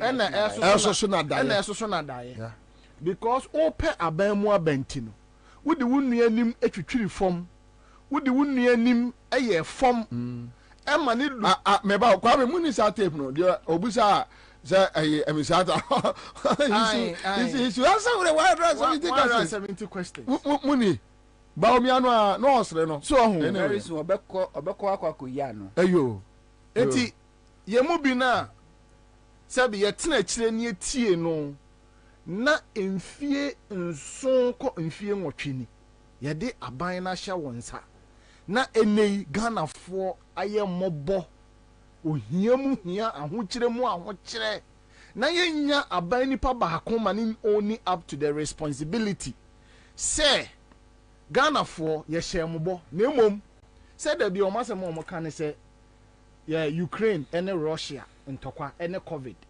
So I want somebody in government, be it President Akufo-Addo and also Dr. Bawumia na mu should own up say ye can say about the inflation ebe ko single digit ye fa dollar no from 4 cedi enei ye ntimi amfa anko 1 cedi said the president Akufo-Addo gina simpie so kan ye no na emom ye de kokodu ya kodu 18 cedis e na be wie 12 cedis Ghana for ye can say ye free taxation eco production ye ntimi andi sa aboshe no so ama sisi a tax egu Ghana for so no commander say wokota the essential commodity ye was shop ne ye ti receipt ne ma wa na wo hwe receipt no so a na wo hwe amount of money a ya tie so a commander say sika no bobo anu afi so a utumi de ye bibi e ma ne ye sa taxes we nyina Ghana for e say tua commander me ne wo kase you see 15% increment on electricity and also aba yasa te ho ya nuanu magata wusie kakra aja utia so a na wusie kakra pi ya nuanu sisi ya omo so ya the tax aba chese sisi ya na wusie unim de ema re ho se me ma kraka at the aba port you are paying almost 23 tax components yes on it uwia wasi uko insure wo car no knowing the rate cost in insurance today uko insure car no abai no ska no adi insure car no ojimu 15% so which means say comprehensive kra ne ya ba ni o na comprehensive na nka say comprehensive na ka third party credit be nye third party credit be na comprehensive so eti we nyina na ba ye adesoa agu Ghana for so a ama businesses any businessmen omo akwa hohiahia ma commander me ne wo ka say efiri say aban we ba ye enyuma bebre na aguo banks ahodo omo de omo sika I invest into various companies say me ne wo ka say omo nyina ya motu ama Ghana for dodo na agu fi asabi omo bedi sika beto aduro sebi omo maame nom ne omo ofa nom yare a investment omo ye o GN Bank any Unity Bank any other banks ahodo a aban we agu ni nyina ma me ne okase sika no nso wo aban ho a on fa sika ne ma omo there be wadi sika ai eno omo ne men's gold si adane chachato eno omo de oman no citizens no akoma eto chacha. The last time metie papa ono na wada men's gold customers aggrieved customers nyina also omo members a awu no so okase oka ene omo yare good dem omo nya sika mfa ntwa aduro omo ko save ye ewo GN Bank am say no management fund omo ko save o security sika aka ewo say aban release sika no me no ka say Ghana for kwa hunyenye ma ho kire mu a ogefo ne hwan ni nyina mu no yenya obi amane only up to the responsibility say ampa ye ne ba Ghana for ho be sire tumi no ne e pese ye di ABCD ye ntimi amfa anye nti Ghana for ye pamocho ansa kra na makwa akofa another caricature e de na breyen say ye nsan tie no tie na ye tie no de o ka first na ye nte ase emma omra mechire mu no onyama mechire mu wosanse ye nsan tie no na ye nsan tie ni se bi enipa na kasa na ye nte ase bepem ne ye guso frɛ no se ewura ba umi bra na bechire wu nsem nim.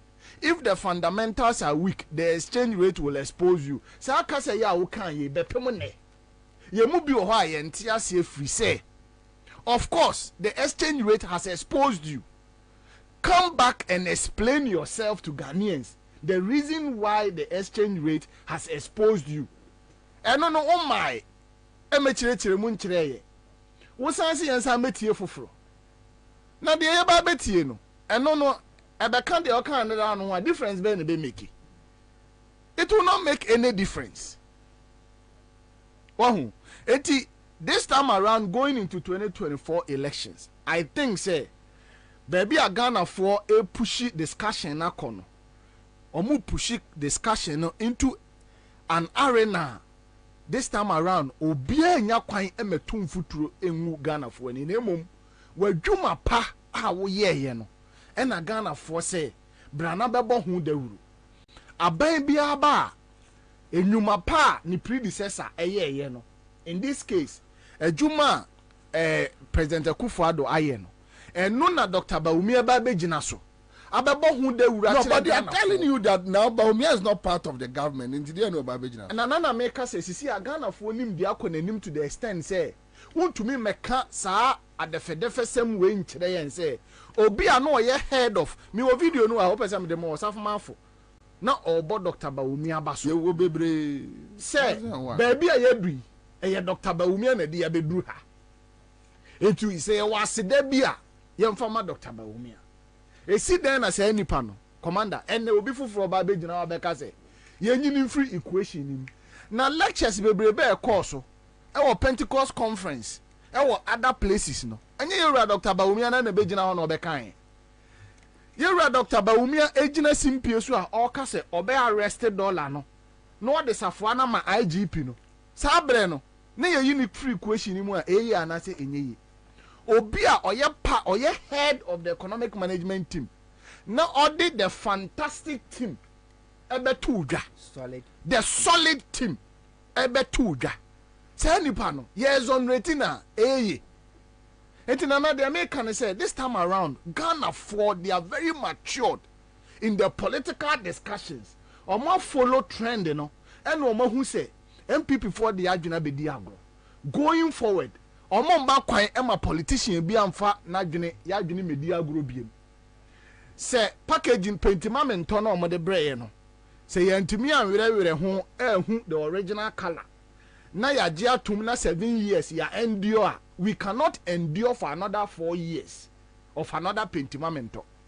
It is obvious say the protege Dr. Bawumia, he is the reason why we are where we are today. Dr. Bawumia nti ena baby ayewe yewo because ono je tumu se ampa adansidi a President Akufo-Addo di fa no ho mitie bi that particular campaign mitie or say I'm quoting President Akufo-Addo or say tell me you President Akufo-Addo now $1 is equal to $1 1 cedi na yewura Bawumia sa abre no Bank of Ghana ye omo ena omo boaye e ma $1 e call 1 cedi enti wakwa akofa ne de neba na enei dollar ne ye 1 cedi to 4 cedi na ka eye ono President Akufo-Addo a ba enko obeka se opachew na ka wa resign na so enam adodo dia enam corruption ewo John Drum enam adodo dia ewo akunya no ho na nya adodo dia nya no nya corruption sweetness no no corruption is sweet dia corruption ayo omo there be o adodo dia ya no different adodo dia no ani say dia otimi tam sika na ode akofa emayo agu yoga chair so no more dada no falam no more dada na ha de no Akufo-Addo asem na menken na ka so asem na menken da wo ka so asem na menken Akufo-Addo asem na menken ono na asem na menken national security for no recording to am recording yi twaso one na say na me cha adodo de na adodo de ni bi no okay wo go this can we na can the parliament national security for me kan kire ya also power bibia no e kire so me ba be kire sika dodo Akufo-Addo use very good enti if at the end of the day say ni paya faili wa faili poto then you come back and tell us what are you telling us abra ni e bom kokko say kwanya mo fa so am manage economy no e de oman ne be kwa ahweasie mu abra ne ewura President Akufo-Addo all high private jet e de ne nam ti play mu no ye ka no no still mu defend it sa time no now where was Dr. Bawumia e de ben komo e na otumi ka kire President Akufo-Addo de wuye a contradictory position na me present to Ghanaians. At the end of the day, say economy na nko a so bo no me na de bebo me. Eti mo me hwe ne ntoto nioma ye onya sa akukudo no ka kire ne boss ana. Wanya sa akukudo na nka. Eti se ne adwiri agu a Mama ye nyina nyintum se adwira gu Dr. Bawumia so. I have a video here Kennedy Japan. All kase you were criticizing the previous administration when $1 was equivalent to 4 cedi 20 pesos. And when we refer you to that same statement, we see a did you attempt. Is it then an only attempt did ye? Obosha will share Ghana for. And a Ghana for 2 agencies to say area. Bosha ya will share ye, a mem. Nameno, a yana yami yase, Obisi Baumiani Akufadi so be the do a matem, Tino. I didn't know. I you do a matem, and cry, so what? You do a matem, and so what? You did do attempt because me mean to me 4 hours. Na me for me taxes. Now we be to say wo Bawumia. Now we want to nyansa beat me say all this guy go do kofa oil aba. Na on kyerɛ me nipa kora sika no di kwa akosi ne so intermediary no Ghana ni bia no kwa say ohunu. Ese me catch us all your fucking mind pa. Excessive corruption akoso. Dr. Bawumia enne o se yama ne kwan mane medi Ghana ni mu no. Omie na no en condemning bibia in this administration. Or more so that Minister for Health enkoto a friend is saying drumre reference Sputnik V onkoto mre $10 oba no de beje $19 $9 oba no de beje $19 be pemne obi antimi musa no e ma ne mfa ho anu yie mai asensu buache yes what office of the president or charge $20,000 broni na be ka kire ye eno no be pem na ye nka ho asem Eugene ahe ne yere e de na japade by within 2 years now only half of Ghana nyina ye ne dia. These are the people that we have dealt with for the past 7 years. Yet Krom Hana Dr. Bawumia Kotena Peace FM Koka said he doesn't support e-levy, yet e-levy was being implemented. Obi a ope o man diso no pese ye gini tum so o man penino. What has been his position up till now? Commander, honestly, I don't like discussing Bawumia. Thank you. Don't discuss him. Live on Accra 100.5 Citizen Show. Mamenka a man for say a top choco. And kwada pepper. And penny soup. Na top choco chocolate spreader aba. Why brodonum sa? Na dia fem. I biem. Dia fem. Waka tum. Waka anusuo no de papa enom de eye 3-in-1 chocolate drink aba de onya eni nsohie we de ya na menya no code a ene paya ehye na metal materials ewo takrade secondary na maame bi eto pie no aye mi lo nyunu ni bi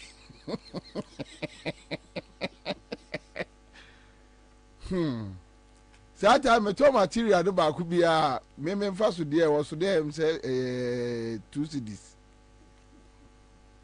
na makwa kwa jiji bisika wa secondary police station no ma fa ka free secondary to Takoradi station maame na wi apa wi aba ro ye pie no mi lo no enwunu ese me so le di me fa so agoye pe na zuma no o me ma me choba o klase na on se klase wo choba eduani bi free na kwani di dia ma chese eduani bi adbe ni dia Jesus enti apart from the chama no ono aka so fo ni wi ade wo se de ma wasa de ato eduani bi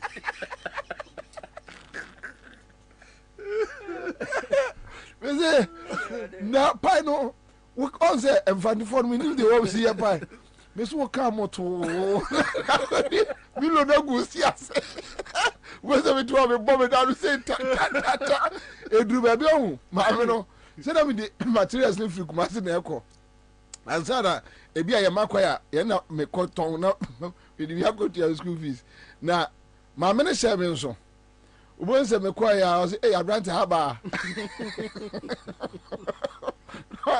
ya maso me materials as you di ni ma ji adware ma ji adem we be discard. Anyway, all right, so top choco 3-in-1 chocolate drink amanfo entumusoi na mo person mutu no dodo no mo from 0243 033 033 on sabetimi aka mo Greenfield Scientific Herbal Clinic one na the bright soldier capsules and bright garlic plus capsules aba eya omanfo agi atum papa won semabu na de do mpemabu na de wani a kire eye Greenfield Scientific Herbal Clinic and nam ya dear stroke na there and you draw yare mesro na wo de wani a kire wo obu a se wa na mabeti eyi yanko Greenfield Scientific Herbal Clinic na yanko ja yaresa omaimo Rejoice Pharmacy ubenya bi Kingswalk Herbal ubenya bi Aman from Pharmacy Adenta Dodoa Road Simoni Herbal Ashalebotwe School Junction Nana Herbal Amasama Post Office waso omo de world class ambulance service jumediaba enti uni ha okra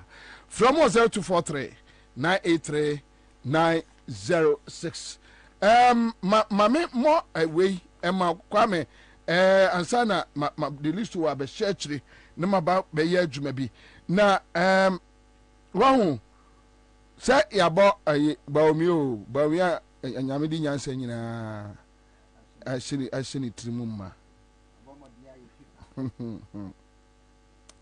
yensi ni so ori ya mane na yire ne nko ade adwuma vice president ye sesa ata na omo eka gesi pa akwesi amisi ata se vice president de nko adwuma nie ti na yire na kire ya adwuma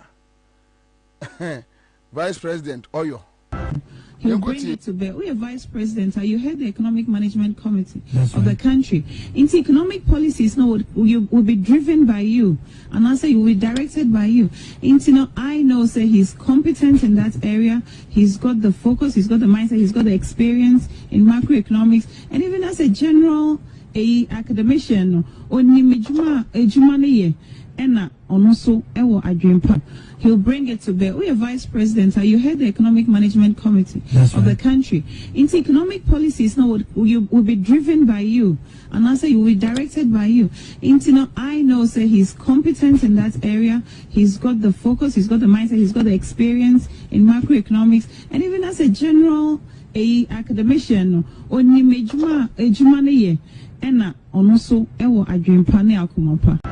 He'll bring it to bear. We are vice president. You head the economic management committee of the country. Into economic policies now will be driven by you, and also you will be directed by you.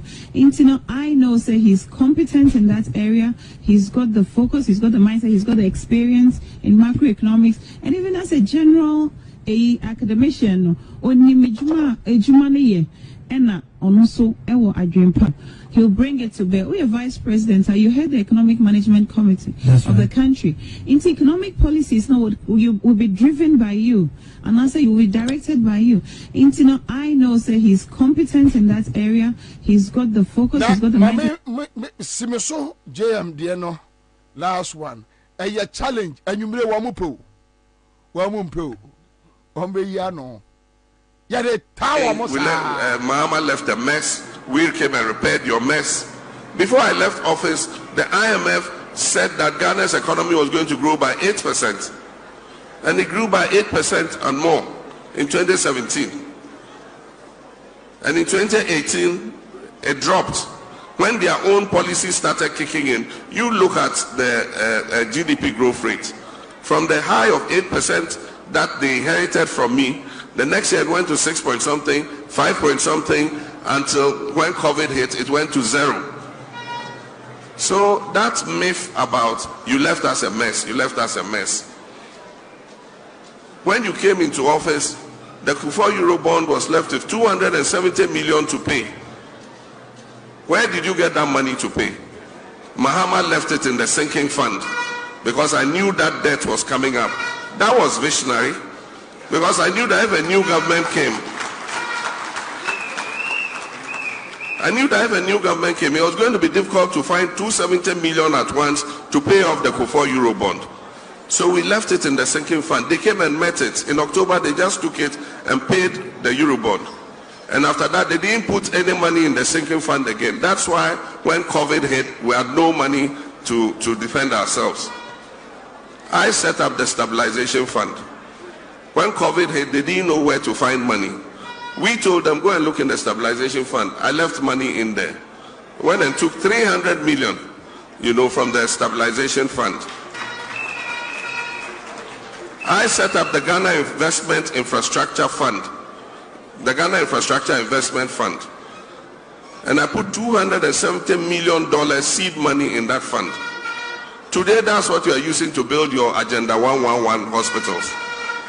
So how can I have left you a mess? They are good at propaganda. And so they just keep repeating something. Oh, we came and met your mess. We came and met your mess. In 2016, for the first time in Ghana's history, we ran the government budget without taking one CD from the Bank of Ghana. Zero borrowing from Central Bank. You in 2021, 42 billion, you made Central Bank print for you. The following year, 2022, 35 billion, you made Central Bank print for you. And that is why today, Central Bank is broke. Because it made a loss of more than 60 billion cedis. When I was president, Central Bank made a profit of more than 1 billion cedis. And so that propaganda must stop once and for all. You didn't inherit a mess. You inherited an economy that was doing well. It is you, by your mismanagement, your clueless finance minister, and your clueless head of economic management team, who now wants to run away from economic. Say 48 hours ni. Obi nko obi ma. Aba mini kan che tiefo ni ahwefo ni yadofo ni atamfo mu tie ye wie nyina. Me nchia me nua no mabegafo. Se ehu bakuri ehu na che. Ntode ehu ne nche. So Eguso, me offer, and I prem prosi, so. Kwara, I say, and you may be aware we are here. I was seeing in Idika who say, I knew ye intimate mother, and we are here. Oh, intino, Mestre or more expectant, say, or Mubepe, I knew ye. Anu ye emma nempo se anu ye bi beba abababo kitwa ba kokura emmem nyansa ba kokura emmem esan se asema a wokana ebia ye fa ne se akoya manyo sem ho akensie ne partisan politics nti ebia NDC ejina Jomahama echi ena Jomahama kase NDC aye ABC na MPP so beba bejina akase o ebia say ana say no baba I don't want to analyze it in that way, but if I want to even do so, I'll do it in a brief. Nama jump to the main area me person me discussing. Kwabra on say in most cases no say we share adwuma NDC ba ban mu awoya see e fa no say yenye partisan say NDC ba aban mu na odi dwuma the commitment the devotion the zeal the enthusiasm the desire to want to get the results to touch base with the ordinary citizen of this country, you see it clearly. Juxtapose an NDC MP with that of the MPP. Straight. And you are able to tell in Nyaya or more parliament, Ponching, Nyai, Mretre, Mpreko, Ne, Kakaku, Nikokotraka, or more parliament. More parliament. Or say, Chairman said, you many odwai pani di omanim ofui di omanim kakaku kom ma shebe dwuma be now on the side of the NDC you see the difference and it's clear. One takes responsibility. Onim say eye masede say eye masede say me som me manfo a omde maba mrase bedwam. And you can see that even at the presidency, except to say I have some biases when it's about Kufuor, fine. And it's my personal desire. I'm not saying Kufuor is flawless. I agree. But if you look at his work and look at how the transitioning between democracy and Bayana, I will pardon him for a lot of other things. That one I will leave it. But if you look at the critics of the PNDC, NDC,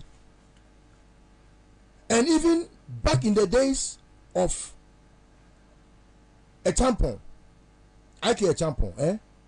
Come Akufo do we na na di ni pani mu a omkoye PMFJ no. People's Movement for Freedom and Justice. One di animu. One say a champion nim amemu. Look at him. And if I always say time is the mightiest judge, I always want us to reflect on one thing. Say Nyankopon krobo ni wiase no. Or the mre na ye ni bibia. And so time is even superior to God. If you want to make the judgment in the world, God sees time as a mightier judge than him, God, because God uses time. And so, what the brain Nyankopon won kwoti mre enyitimi nyahwe. Or the mre na ye bibia. Na say nipa kwa ya nipa kwa nim say me kwa meba time say me de me ka besuo time say me kokro matra mototo akofa bi aba. Eya obi ahu. Eya watu kwa ya adwuma o. Onipa nim sa time we. Nyame na enim ne time. Nyame nim ne time. Say there's a time to be born and a time to die, a time to cry. Ya suma no so nkwa campaign no. All the car no be so anyum no afa motokọ. Onipa nya o. Onipa ni mre. Ekutia so ni mira. Onipa no so nkasa.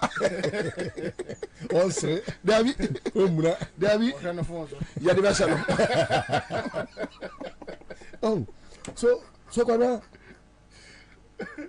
the Fourth Republic, I feel way and I didn't fear the Assam. They fear the Assam 32 years. Obia Nafa, NDC ako 16, MPP, the 16th moon away. 80, and ya dear was a ya dame again and Ibia. And maybe any president could for your call. Campaign 2000 nimuno adia president Kufuor wa kasa se nyame na free yo na odi assembly to na kuma so no say aso me nka bibia biem wo de hwe wasetenem. This is wisdom. Enko wachi wo de hwe wo wasetenem yanko Ashanti regional eye the heartbeat of the MPP. Sebio eye the Florida of the MPP.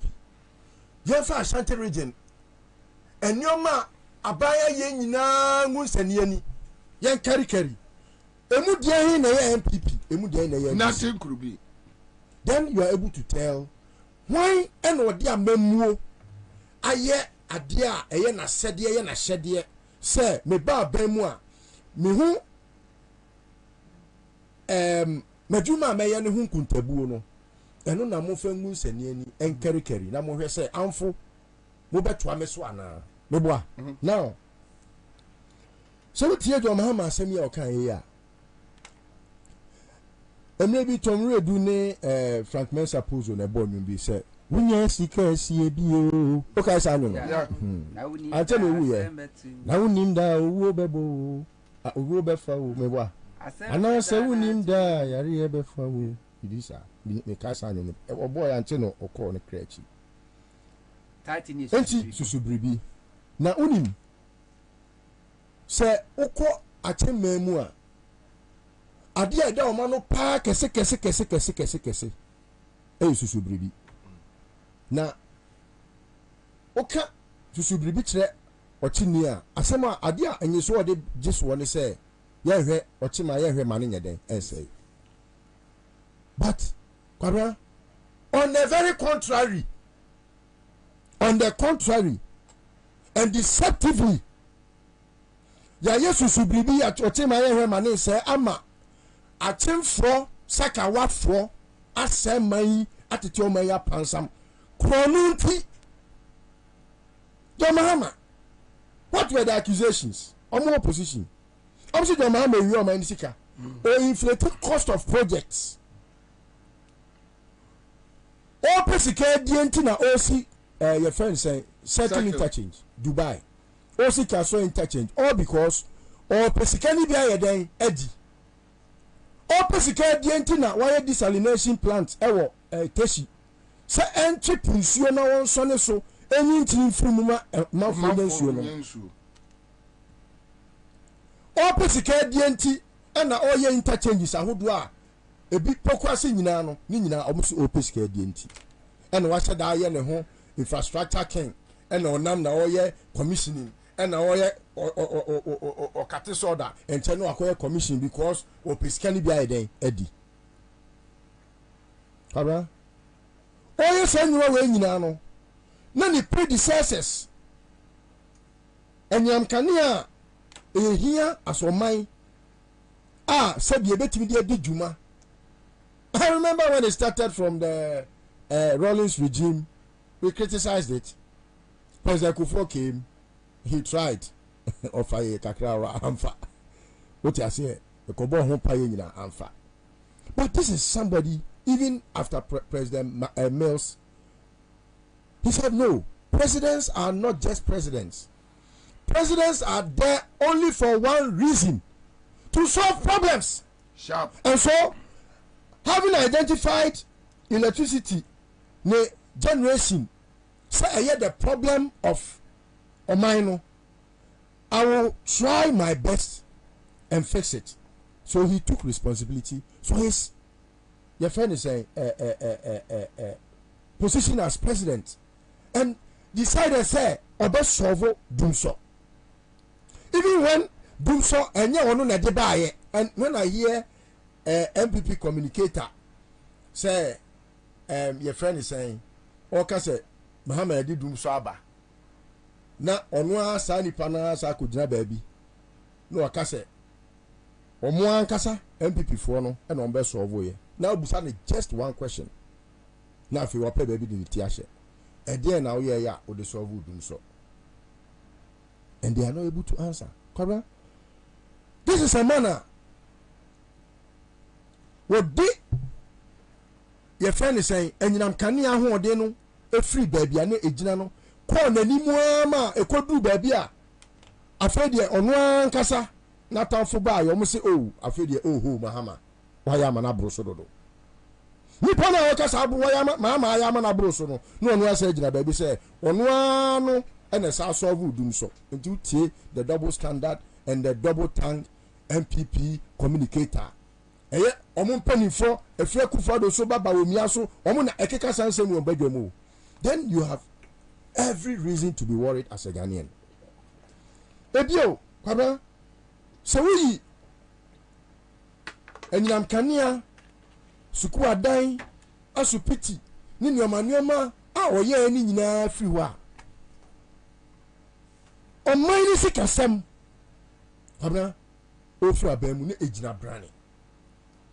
Even when the crisis nation says a bar, Yenisika Diko to Nigeria for gas, a friend say, a car, no, we say simply, yeah, or see there be young Sandy Baku for trim, Cabra, and only idea, oh, Mahama. The difference between only the many other presidents are Yenyano. I say. Ohun ne ho say woye osomfo. Ohun ne ho say woye master. He does not lord himself over us because he finds himself the servant that must lead or serve his people with servant leadership. Anunti no osi ye nyina yanko ne yanko tena se ne yemobo ho ekwan a ye befa so a ye betumi asi ade a aye oyene no ano kwan. oko senchi oko develop ne nkrata asem wieye e de call IMF no say na say wo wo bai o wa no ye dada wo won kontabuo bibia wa kuchire gukrata so na ode aba na ene na say wo betimi manage wo economy no o say dey bi mi bai no me pekakra mi nyakakra ma so mebo mebo a sa no enti kakra mi penti enye se minima memo na kakra mi penti fatoto ono ni IMF a obi a wono ye de okosuku se kosua economy ho sensem ti wo school no we so economics o first degree wa ye mu masters asa akwa mu doctorate he ba bi o my economy da mahama economics o sua ya ye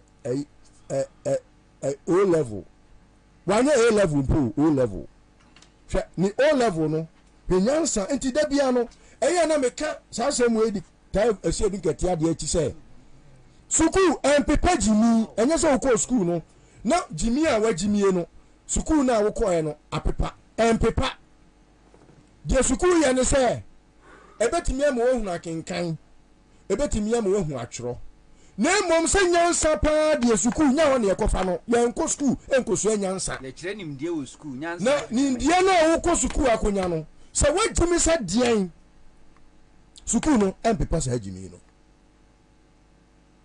eye philosophical statement eno ru ase dinketia ode betuja bedwemu no school empepa jimi da o so no ye doctor no hwe ba bia ne dollar gina je wonu ko sua economics ewo O level ordinary anya se advance o ordinary O level no hwe ba bia odi economy ni ko gina e efi da IMF we say John Mahama time no IMF no kebesi 2017 na almost akoto aso another year ade a wo si me de me preko nam de mempe ba ne kwan de edepa odi yakapinchi ba wo mianu no odi yakapinchi oh me preko nam me we kra ne kwan de edepa premoni o onum preko kwan ade wo si Mahama wa bon aye incompetent to the extent say IMF now odi Ghana for kra kono krampo no eye eno mi na odi abeto Ghana for so ade eye no mi no wo ba aban mu no wo sa de afi ba ko sa to so say IMF ye mpesa mo beko se mo kwa ya bon ye ni hwe that was the time akwabna minu mienu kwatena studio eno kan bi no mkodum ntie no eni ye kire mu say IMF na mo se John Mahama wodi yakọ IMF enti wanim nyansa wabon John Mahama wa incompetent onima mamuo onim ye friend se ne edi kotokuo ye friend crash kotokuo afedi ebedru muso a musade na Mahama ye na enye no ye fanya den ye extend no enko another more year enka ho enti we bodamini na wote kejetia no ojo bantima se meka se onim nyansa che kufado a e ma nya nwanwo onim nyansa che kufado da na onim se ade we wo se mi se me be hye ade na wo se ade we mi se me be hye na so ya onim ade kura wo mu awre ho omo no ade o monsa atre Mahama so se Mahama ko IMF se ma yemfa eye public service me yemfa enipa no am se me yemfa nipa conditionalities na kan na 2017 wa no safo air grant interview say public service na ya ma John Mahama fa nipa too much and ye ntimi mfa bi wo wi eno afa ne ma mienu no afa ne ma mienu ahu etino kwabra so wo we kontompo ni necessary bi o san MPP ni ho a wa na se bi o so awoman akobo no feyi ase kwabra bi o omo ba aban mu kwabra de ba mu hu se omu ni nimdie bia wa mamu hu eni se COVID ba no it is rather a blessing to the Ghanaian economy than a curse kwabra COVID ema Ghana nyesika o pepepepe eduasa miensa $33 billion. Kwabra COVID inti IMF magana $2 billion. $2 billion ene ekufado dum na ma almost IMF say omo almost kan nyina $3 billion. COVID no emma omusika. Busa wo say dum so ba ye no. What is say IMF and now World Bank. World Bank was sika ombia magana omo ma bia bi da in the world. It was over 900 million. Share. First omo 400. Yes. 400 million. And wechi 2022. And I'm saying $930 million. Yes. Now, Baako kura omo be di ntro kire ye e ma o be na tie omo tu. Mark esibe ye boa. Mark esibe ye boa. Yes. Omo de omo kwala 150 CA. Yes. Omo kwala 150. Ena Mark beti omo to. Ena omo say oh okay obi ahudi a omo de 100 no to to eniema. COVID one eniema. The 50 di ndia na akwala. Oh, edi kwada. Your mama can but I dare back up and I message your mama say, and you be a wise said Chamiano, and you also a so hinano. Yen Chamia, Gugu, and Chamiano Casacra de. Me and Tessa your Mahama because here say chrono. And not destroy on my way, a chrono, where I know I can't. Now, why yet too charitable to use words like consumption? Consumption say, I go for your frontier with this saying. And your chrono TV chrono or my Jessica, a woman passing, and now Omodi Sika, and Nadane, and Pedia, and Omode from my head at Toswo. Obian passes Sika ho. Abujina Pop Akolawe, Crawford to Botomi, Balao to Botomi. Crawford and then Abujina Po were Bokrono Una any man say we ata yi and atiteno and when you need Crawford and then Kwalena a Crawford Asensu Crawford to Botomi Crawford Balao Omunina Crawford Kwa. I just said you got to read the baby and the beginning of Kota. Obia Crawford, Obia than you Crawford, Bawumia, or no Bawumia, first one or boy, as I see GPS, no $2.5 million. I dear what that do. Now, no, the bed that again and ye say, or no, Quacoya, dear, a bini viase. As how the car and one senator say, Yakwaya, Koya, Nim, send America for a call when my dear America for the Bay, America for or more Air Force and the Bay SID. MIA, Google came to Ghana in 2006. In Ghana have a Bia Pro 2 BBR, a course where no to me use GPS or Ghana. Google came in 2006 and did that. It is a dear, Metiwa dear, a hammer. Because I know the Bema Ghana near who baby and Isikako. And I can assure you, if we are to do a national audit from 2017 to the day Akufo Addo Befra Bom, they cannot account for 10% of monies they have accrued over the period. 10%. Says can Magana for a mile. Almost for says can 10% and small minor. And over 90% of that money, no, and one bottom. That is how come they have privatized almost every state asset. And now Ghana airport. Every where who himself for me. Go feel as a tibedi atuo. Ni in Nigeria ni no. Ada ye de Julius Malay meba Ghana no. Sa CIP ho no. Ho no e femi dia. Ade a Ghana for John Mahama na si no. Ade a John Mahama na si no. Yen ye ko ho no. Omo say ho ye private. John Mahama Ghana for dan yo yes. Yeah, what did you get? For a horse for pedophile. Omo ekedi ewomu at the four. Omo use private jet. You know Julius uses private jet. It's private jet for the whole omofa. Nigeria for Mubaga na nyina, including all tools gadamshin. All of them whole omofa. Gada and sale. Whole nyina whole omofa. Wa privatize ho.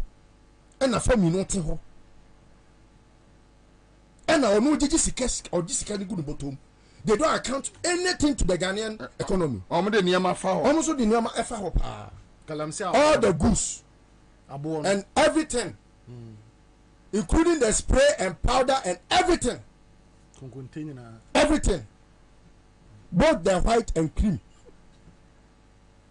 Gather and shishes. Everything. That is what is going on. Hey, all the your friends say Ghana Airport access ni nyina no. I'm not privatizing BBR. Go to ECG. How they privatized ECG into PDS. Where? Go Korea Port.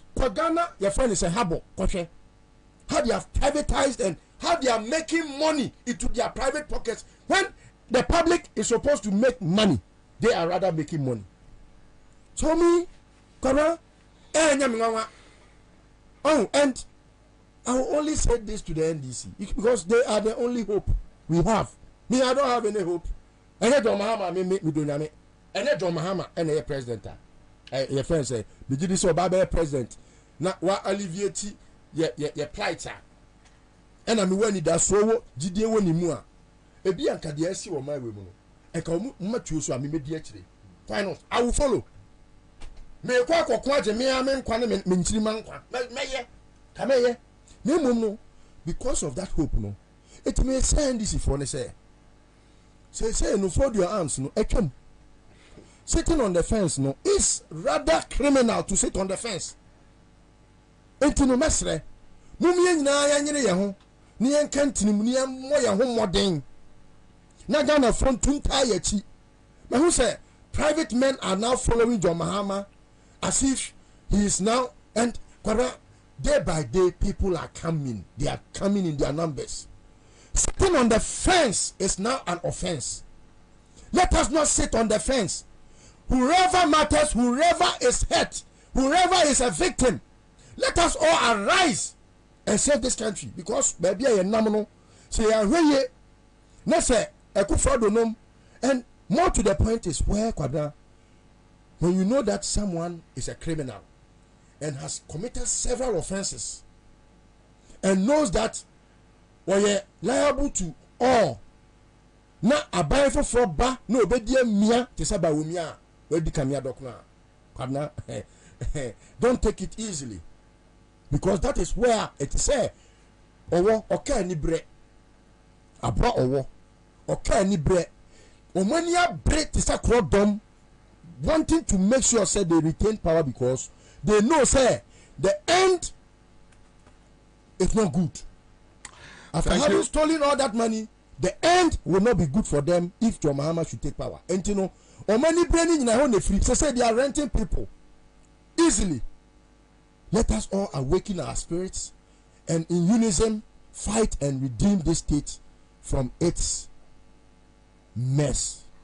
All right, so there's a live on Accra 100.5 Citizen Show. One from Muhammad Yakubu says Kwabri East NEC lost their chairman Fatao. He was buried today at 1:30 p.m. at his hometown, Jamase. NDC Ashanti region, Yamamuina Ashadin, Yamamu Yako, Muhammad Yakubu, Yamamuina Ashadin. Senior man is here on Facebook, says more fire. Maria Adams says 2024 elections must be a communal labor to all well-meaning citizens. Arise, arise. Let's save Ghana now. All right, so meba ya be last adwuma still on to mean kasai. Almost say 4. Signal now a week. Signal now a week. Signal now a week. Signal now a week. Signal could a week. Yeah, you'll be with Facebook. Yeah, you'll be with Facebook. Yeah, you'll be on radio show. I'll be back. Hey, say the Mako who our Greenfield Scientific Herbal Clinic no. Me who crave me. Say enunti no manya award wa. Eya world best. Obian transe Emma Dompem ya de. Ka say anase me boya de enkan to dem bio. Greenfield Scientific Herbal Clinic. Asa nyarwan te say. Ne ekuro etu no. Ne enkan ewo na num. Oba na be mo pa wo. Ene enyarwan kaye. Nansi ma me ka say ene spinal cord ho ekaye no. Greenfield adoromenti ene wasa so de gene na so epiem. Greenfield Scientific Herbal Clinic. Our ultra modern laboratory and a diagnostic machine sir. Associate the pediatric kasa. Greenfield Scientific Herbal Clinic. Ewa Nungwa Dogon Estate Junction. Last stop. Frewa 0243 983 906 and 0261 651 898. Greenfield. God Goddess our healer. Greenfield. Your last stop. Abasam sunyi. Wama batan bra kwa. Hey, no one on origin Jewie. And now when I wash a school some duya. What's our fee? I wanna wofi JHS. Look for SHS1. Wobet sniff ya chirp papa. Oh, Yanja. Tia some dewi. St. Andrews SHS for sale. Some from the resource in Bempa. Aquino what there? What before be? What's that SHS1 that waiting result? Then you need an index number, Baba. The true resource in the bar. Next, I bet you. Number will be in Smith. Aha, private school, eh? St. Andrews SHS. Are you grade A private school? And you will be able to school. And you go school or what? I couldn't you home, but from open over SHS2 and SHS3. Nasafi or SHS1. None of resource in Bain Park. Let's see. One boarding house or what? Oh, yeah, corner there. Teachers not so forcing from him was yarding. Or pass the was easy. A better will be a general arts, business, economics, agree, general science, visual art. For St. Andrews, and men campus who are asking for Wakra Hadzi, you will test it cheap last off. 0244 696911. St. Andrews SHS. We are always in the lead.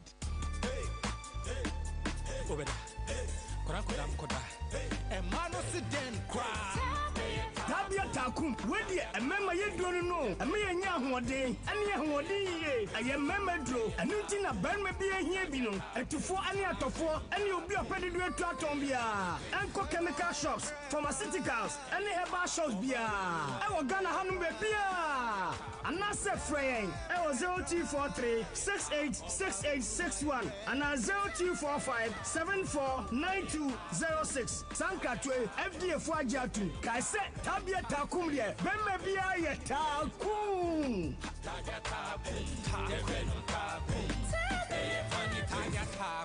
Not recommended for lactating mothers, pregnant women, and children under 15. Infienso ni mu adada nkwa. Infienso ni aproye ne ketase hye dwirim adokrome. Infienso ni mu ahokyere nso nkwa. Emraso se yebesisem. Ni edi ni daso papa. Ni ahotopa abro manfo nyina. Enye kokromuti nkwa ho. Ye yawa hoden ene wo moa. Waiting ye di good governance card GGC ebre Ghana fo nyina. Good governance card ni ma wakonya a wode okakra beboa ama ye di John Dramani Mahama ni NDC abebio. Good governance card no die obotom tie bia no wo benya bi. Go www.ndcgoodgovernancecard.com ana dialing *248*6#. Na hwe die didi so. For 0534 000 261 ana 0534 004 275. And also says 0598 953 915. Good governance card. Emeni dasu. Good governance card. At the NDC beba. Good governance card. Ahotonkwa. I was 20 unity. When we send your police in your draw, Imbusaba Mesa Amama Huaden. Refuse to grow, and young offense swabek.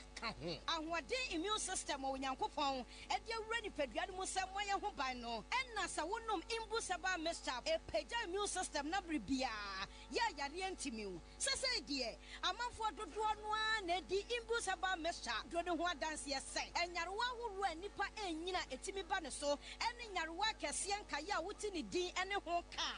No, was showing you know, a way who buy every home. And now I'm pa, one dada, no monum doctor in Rono, and no imbusaba mesanoa, and more who are deep in tea. Ya womuntum pose, Yaria Esomo, imbusaba mesa, and walk Kashi, and you are may move bia your toe in row, and to form friend 0246 20 8496. FDA, Ashisha said, Jedi and Crack to Imaja to Musay.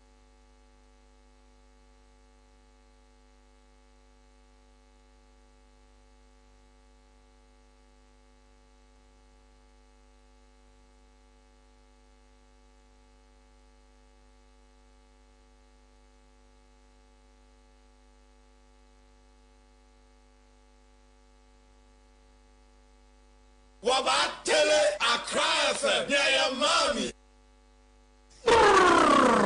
Nana kwa bila bobi ansa berema be mati gara furu kube punti mpuna si sokode no wakachira katabin se you wati unkensen Kwabena, Kaja Guma Yanko. All right, so that's it. Live on Accra 100.5 Citizen Show. We are back here. Still, Signal no, Ewolo. Honto, last hour. Bogum, baby, I saw there for behind. Yes, eh. Because the other bed, the shots if you mean that. Yeah. They must share about me home come. Now, about me uncle, na machine. Abam Cravey. Macassa Baumia. Flag bearer position of Aqua MPP. Onim. The question Onima Juma Wakwa Gino. Baumia Nim. Wenima Juma Wakwa J. Se Baumia Nim Pa. And Conco. How say Baumia for the past 1 week? And I'm catching in a Baumia Becassa. Baumia ebe ovili aya division a waya hu commercial nyina wapija watale e kra so beka se kola wapija watale kola se kra so beka se rascal waya hu promo nyina TV stations what timia to TV stations ni radio station maku 75 airtime and now see program no Signal no 4 p.m. Ne jina so den. Se si aminu ka so onim de o here. Afi no monam sisa boys 50 Ghana na amount t-shirt. Obuwa. Producer video no. T-shirt dey true for mo. Producer, me the video na ma producer. 50 Ghana series. Omo nko fele baby a. Entu Kwame obebo. Kwame fafo no to na abo adekora na wa kan na. Video no to. Every anybody watching that for body.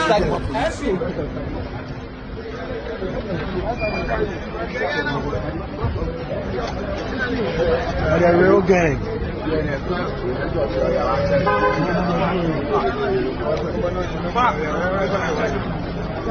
What's the name of the woman?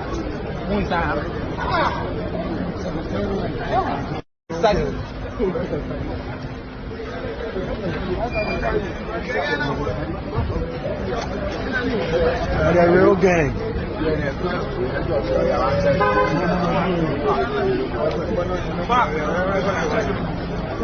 What's the name of the woman?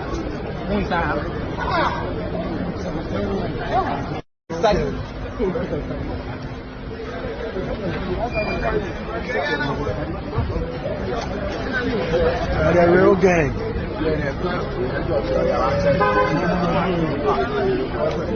What's the name of the woman?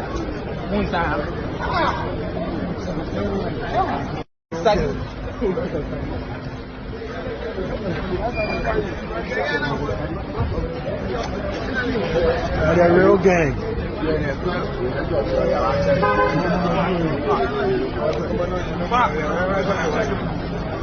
What's the name of the woman? Baby a Professor Jane no Pokwajiman. Mahame kwa Addo no. Me say auditorium ho ye ma, esro ye ma, ase ye ma, Eman Central for Crane, ye may set it up outside. And the Baumia is paying people just to occupy this. Intro multimedia as you know to catch yourself 4 p.m. Then I was saying about 5:23. So Signal no connected. Signal now you're weak. And as you Addo. So can I by this say his first promise as flag bearer failed? Adam. Of course. Adam. His promise to begin a program at 4. Wait, na nsuo mu na mpo e betimi aka so Ghana de nsuo mu na. But na ni wie mo bie. Government power. Nsuo mu na any excuse. And connect. Government in power soliciting for. MPP ni bia wo tie me answer me private yi. Was it today there you go hear things but the signal come out. Signal no atonsuom. Na MPP for free say na no muni minyansa ba omian free so muni minyansa no mu refi say nyankopon adaroma social media da bebo ni pa o social media bebo ayen mamenti me win away quick emra hello Allah woyo oyo fan form what fan form Pacho Pacho friend say Your friend Buddy Koku, Mr. Pacho, Mr. Hunton, ever to me about Adino. Buddy Koku. Buddy Koku. Buddy Koku. What do you say? Mean to me catchy. Me 500. Mean to me catchy, but me can't get a camera. Mr. Hunton ever teach you. Mpache you. But economy. Never let the Jimmy Papa Gana told you. Bound Musa. And you could call after the Mama Lava. And you go a quarter kata Ashona Yomau. I'm a black Ghana to call. Black Ghana to call Petromania, the German Mania driver. Never a Jacoco, I don't have blood 12 city. I wrote 10 city after Jacoco. Bakana Gramado, Angaro, Maba, and this Antipito, Omuni, Alaka, Yoma, Fafano, Tamauna Musa. Akwesia. All right. Okay. Thank you. I see I'm just catching here. Star 413 hash. Me will last 3-4. I bet bomb 500 and 1,000. Last 4. And the one channel temwa 1 2 moon temwa na adiyo. Star 413 hash. Nedem. Hunter.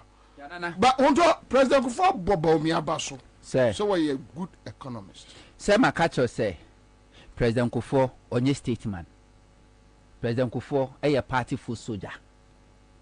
There's a difference between statesman and a party full soldier. Party full soldier on an eduman say but that is the only as a leader. Sano Bekano. Nana. Me say as a leader. There is nothing full soldiers say almost all leaders. Kofin can say an annual day. Secure demands on fire. Engage or they compare MPP primaries here. Secure demands on fire. On fire, Belgium. Yeah, exposing a special prosecutor. Inviting one. Why not this? NIB. I don't know NIB by institution. Special prosecutor chain. Any money bill. Sesika. His car almost CST. Almost Kotwaba. You cannot bite more than you can chew. And yes, his car. Or mono chichaman for Nanyasa Bia NIP ska one ho. The special prosecutor invited. Special prosecutor, so make sure the source of the money. Aha. So now hasn't been established, say NIP. It's been alleged. And Yachino. So we are speaking on the alleged. Yachino. I'm your money bill. Special prosecutor. Special prosecutor. Oh no, a grassroots leader. Nana, so we a state manner. You go beyond partisan politics. And found it's a party no, a year would ya now for me. Your interest no is to see Ghana prosper. Oman Penny Kufuor says a Baumia a good one. Baumia na kasa Oman Penny Kufuor na discover no. And Oman Penny Kufuor na Baumiam Coco Chelsea Cade by. Omati Uba contact Ghana for how much we spent on that Ghana city note in Kuchano. Omi and Bakaja said the value is the same. Yes, I want to for some. I like you to send me a message because say Bobby, what you just showed on your Facebook page is true. I just met 2 metro buses in front of Total filling station, full of people going to the venue. Obi ajene die. Ba omi aso man peniku for na discover no. Ode ni adwuma. Adwuma ba na ode ni ye. Ode ni twa sika foforo na ka ho bi. How much omucha eneni ye ka che se scan eba na bi yira opum ebe si ne ye hu be scan file economy abaumia for the past 7 years Walidi as a head of economic management team and to get $1 we here 12 cedis 70 pesos to get $1 and to fill your Toyota you need between 700 to 800 Ghana cedis to fill a Toyota Corolla. And the duty and Crawford mean to your duty. Oh, heritage economy na cedi to dollar 4.2. And ne it me koya could do 16 Ghana cedis. And I crowd see a year untia external creditors. Or more do moka interest untia. Principal and Casacra won't ampono. Yes, and you at 12 cedis 70 pesos. I'm a periku for the Baumia a good economist because I'm a periku for electricity. and 50% na eka ho asem no ebi nka no omampani kufo ntia fuel because yamanika free wo yare a ene hwe no enti nkrofo complaining about national insurance scheme eba yagu no enye the problem enya de ha no because wo mfamu bi enti obeka say yes but me is good because the stress I mean go through just to fill a tank anya see de kwa akogi ani je de kwa adwuma keke na bosome so a obi atua ka na de bi ahwefie no eno kra na yakatua potimi ntofu o man pedi yes almost on be say o change time no yes there's direct last week yes all political appointees must be present at the place. Really? Yes, all political appointees. Order from above. You don't mean it. And now almost 1% change time because AFCON, Nigeria and South Africa. And then you make us at 12 because second match is over. Second match no 8 o'clock. On my point 10, the number no 12 o'clock. All political appointees have been directed. And you know 1 by 12 o'clock. Last week I na metie of na also tia. Na me come and penny kufuase. Say you cannot distance the mess Akufo-Addo Bawumia government are creating. Untimi absorb o mampeni Kufuor free. Come on, almost started. Because o mampeni Kufuor since day one wa endorse Bawumia and Akufo-Addo abai. 2008 he campaigned. 2012 he campaigned. 2016 or campaign 2020 cry na akwokrati hwiche mo ntimi sori nyina na aso no. Ye de ne tira hwiche mu pushi no kotina stage so mane campaign ye. Enenya no ate wonu mi. Okosra omo. Eno e campaign say Bawumia is the best economist. Best economist. Omampeni Kufuor who free Bank of Ghana, who free Suna Bank of Ghana under your tenure 8 years Bank of Ghana mo bo ka saying. Under Bawumia leadership as a head of economic management team aboka 60 something billion. Wo ka che say Bawumia e best because e NPP. Omampeni Kufuor doesn't care. Ghana will burn. Se Ghana be ton ya humpo ne de afidi e ma enye na sem so long as MPP as a political party ebe di ade no one na wish no he doesn't care about you and nti ne kwa abato na ti eye police fo soldier fo kum innocent Ghanaians a Omampeni Kufuor emfa no ho onka ho asem nanso so se obi koku obi so akwaje sakawa and then no issue statement now condemn because MPP is involved and chief soldier and wakwa endorse another liar. Isn't it the same thing? No one a recruit Bawumia and wakwa man backing morals no the aba. The same thing. Mamenka Seahorse 50-50 engine coolant. Bauka engine no buying. Mauka engine enche. Emane anye na chin. Now, was I bonus? You're going to yano.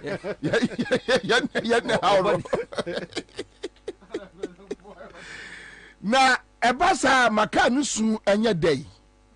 Eyi ai.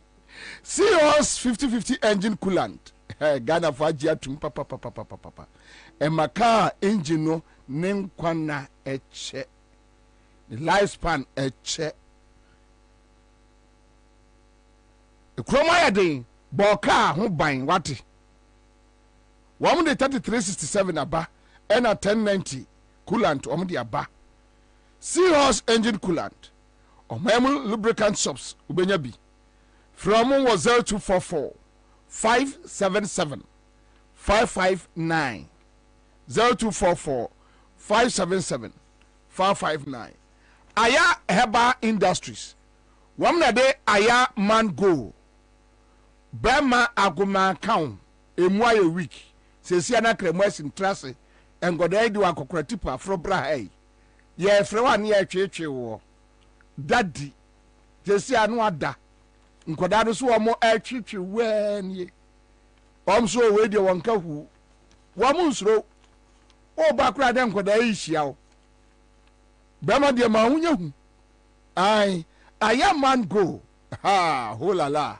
Ejina so na ejina so wasiesi usi banku se tie nie wasiesi su poti ai ya na yasegna papa ba kuda to nso mu UPS Aya Mango Aya FM ema de no oba wɔse ɛyɛ menstrual cycle no yɛ numbination yi afei wobɛhu sɛ wabrae ɛyɛ na asɛ wɔntumi anhyehyɛ nkosua ɛyɛ anom ayɛ fam ɛnsiesie nipadua no na sɛbe ɔbɛrima ho nsuo kɔɔ mu a atumi afa mma Ironman flow bɔ prostate no ba yɛn Ironman vital ɛyɛ ama ho nsuo no mpi na anya adwuma so ahunu matutuo nanso manya pɛtɛ deɛ wato pɛtɛ tuo deɛ na kyɛ sɛ neɛ wanyɛ koraa ɛmfa so wɔ so aya slim wayɛ twon dodo umu ayɛ du mpakyɛ na wanom bi wɔso ma mu FDA agye atum bɔ mo aba so from 05087587001 adu olasawa bɔbɛtɛw wale so mfa wie mame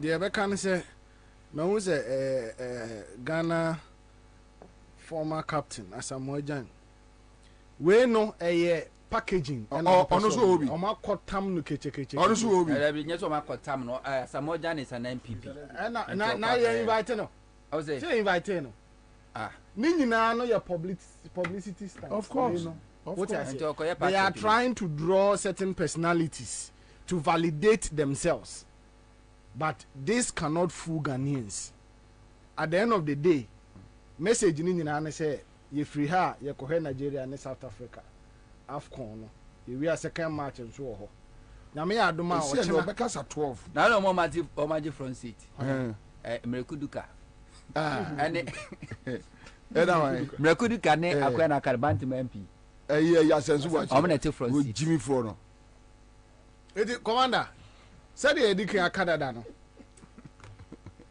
yɛbɛkɔ so a bie Ghanafoɔ ani this time around we will expose all the lies bibi ɛbɛba abɔnten biara no Nyankopɔn hyira Accra FM sɛ abrɛ ne abrɛ no nyina ɔmama yɛ platform no si yɛbɛtumi de abɛ expose the lies this time around yɛpɛ sɛ Ghanafoɔ ɔmo wish ɛna yɛ the supreme agenda yɛma obiara mfa propaganda yɛma obiara mfa ntorɔ yɛma obiara metu mfuturo ngu yɛni wo ba wo de wɔn nsɛm wo ba asɛm bi a Dr. Bawumi abɛka ɛwɔ ne lectures and speeches or whatever no yɛde bɛba abɛto ha ne a expose no eti o make sure say statement bi ɔbɛba biara no is being fast checked anyɛ saa yɛbɛba abɛyɛ fast check no wɔ ha me yɛ sure sɛ ɔkyena ho ntɔ bɛma platform ama ma yɛ fast checked bibi ɔbɛka biara no yɛbɛ digest no yɛbɛhwehwɛm yɛbɛma Ghanafoɔ ahu nokure turo do. We don't need to wait for Bawumia to finish speaking.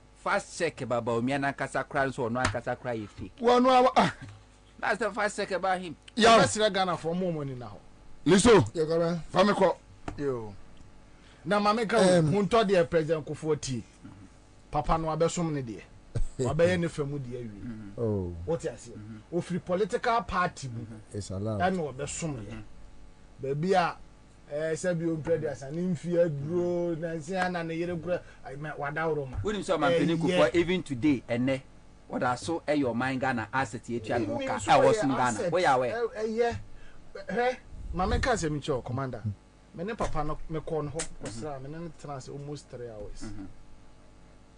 I wish say one day you get opportunity. E dey no kan ya we say me call catch them. Me timi kan no fidie so. Me timi ni pani nkodi nkomo ma. Timi ade tira timi kan na me but enoma bebre o ho a e bia nko nya commander e bia nko nya enko nye. Let me express my disappointment first of all, just knowing say Omampeni Kufuor call such a program. I don't see the need, but I think but being an attendant doesn't tell anything. I find it one of the very disappointing. But you see, Sammy, my like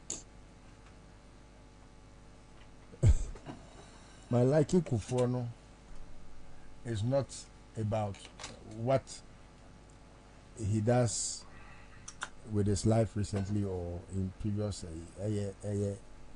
blood, and so but you see, when he's not doing the right thing like he has done today, I will applaud anyone that criticizes. Oh no, if I'm disappointed, minimum was. It is a ferry. Men ferry. One more, one more didn't win. No, but the point is, this is decision. At a point in time, you can be disappointed in John Mahama. It doesn't mean you don't appreciate John Mahama. Yes. And I'm just to say the entire open assembly or the bio castle man penuco for to no so no sorry no. Enye the OSCA, Nemum do I in the past no. And we see as we cast the man penuco for a quarter now on were disappointing. That's what didn't win. And in the past, now or yeah, they show in Munya, but see and brand now.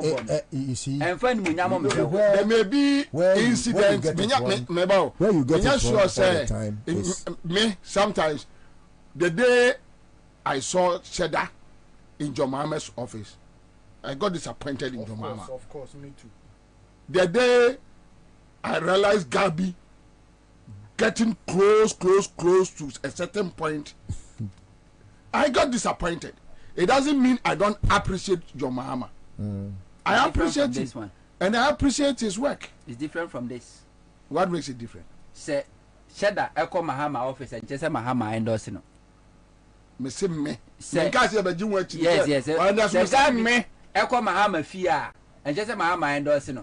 But say ukotna Baumia program as now crack catches Baumia a best economist. As a bone somewhere. Why endorse it as a Ghana for higher Timunano? David, you are getting the whole thing wrong.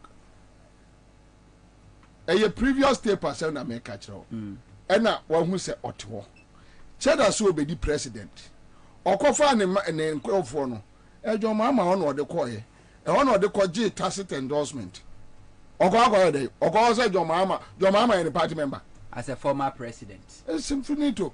Nada kufo ibri asamwajan enya de kro asamwajan ne wokoba omi asema yekan asamwajan throw no book okoma President Mahama copy true or false does it mean say President Mahama I endorse asamwajan political so with the endorsement media it depends on how you see it. I may see it as endorsement, you may see it as not. You may see it as endorsement. And endorsement, but the man Penuku for I can mention me as so. And your endorsement, but for force your MPP ni. Obey me a control because your MPP force your calling now. On got now already was that interview said about me a best economist. On that interview say oh bunny some one what says is our bunny some. Oh say sometimes me Anna and your we know. I take it coolly because the ocean was sano. And I don't expect him. No, I've never expected him to have a scintilla or a molecule of love for we are concerning but I think you see President Kufuor may not necessarily go there purposely because everyone would want to listen to Bawumia to know what sense he will make out of himself after embarrassing himself. What sense everyone would want to listen to him to know how he can make sense out of his stupidity. I mean, who doesn't want to watch a clown talk? I didn't go there to watch. No, but you see, it will surprise you to know at this he was forced to come. Nobody forced him.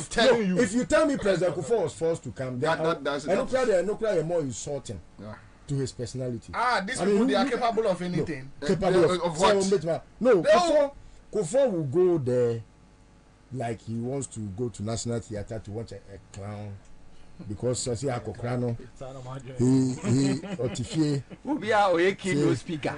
So catch us on Kenyan Sasam. Welcome address. Welcome address is on Kenyan Sasam. May say, if you understand politics, you know, say President Kufuor, and he has a party no ego, and he has a party that he once held his flag to become president and to do all manner of good things to the public and to the credit of many Ghanaians. No, party no, Busueni Biabaji party no, any Baumia no. He would want to redeem the image and the glory that is lost. By he would want to redeem it. President Kufuor would not want to do the Simpapeni type who would want to stay home and watch the party mess up. And that does not mean the party will not be punished for its wrongdoing. What must I say? It will even surprise you, say, Kufuor, Meko Kujina box, Ako 20 the party, and so not in public. Yes, someone I walk and so we nyame and walk about President Kufuor 2 years. And minimobia onukro di Mahama chipa, and so nyama we yetia Mahama no. There are plenty. And you know, there are people like that. NDC is different from MPP. And there be NDC is different from MPP. I think NDC is a party. If you don't agree with your leader, crowd openly, would me criticize your leader, and nobody will touch you. It can't happen in MPP. I tell you, MDC for people criticize. I didn't know that one thing. NDC never criticize Mahama or that one thing. Hey. Oh yeah, my back. NDC never criticize Mahama. When you hold some for the Mahama, you know, cow the man one ye. Bangra no team, no that's with him. And you mean console him? Mama, Tissa, when I'm the watcher, why? I'm the watcher. But on a more serious note, I think, sir, my expectation and yet something. Before and yet I did one Biana, Sebi, and ABC. Now, you see, I'm happy the way your politics as a country, no. Air corner. Now, the way a free there, me say yes about Umiabe Kasa and Neno. People on social media have sought to put Baumia under scrutiny. No? And no alone no tells you say the Ghanaian is not sleeping as before. Ebio Kwabra. People will want to know how Baumia Betimia Sunday ne ho free or no ne ho ma or the attitude ne ho no. How Baumia has become a very garrulous personality or can't send be as one send him. And mind you, oh say the name Gabi. Gabi. Do you know the meaning of Gabi? No. Oh, Google it. It means Ubi or Kasa and send him. Like a talkative, right? Someone who talks without making sense. That is the meaning of Gabi. So I'm not surprised. Say, Baumia is now also it makes a Gabi. sense. It makes a lot of sense when you know that there is a Gabi. Then you see, Kwara, my expectation may be and say, Nipa, Obia, pay attention to want to know. The obekane and some obekane nyina no kwabra de gu nsani a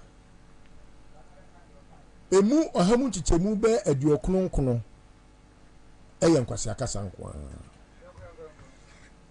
omotu no fuse mane mo Muhammadin e woni speech ni speech na obekan no efri amanone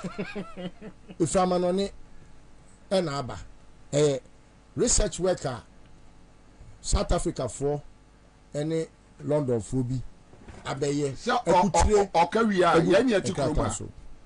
now they are trying to make sure say obe tene ho free and your maboni akoso wa ban we mu eho now Kwabra, I assure you say by the time obe kasa be wie no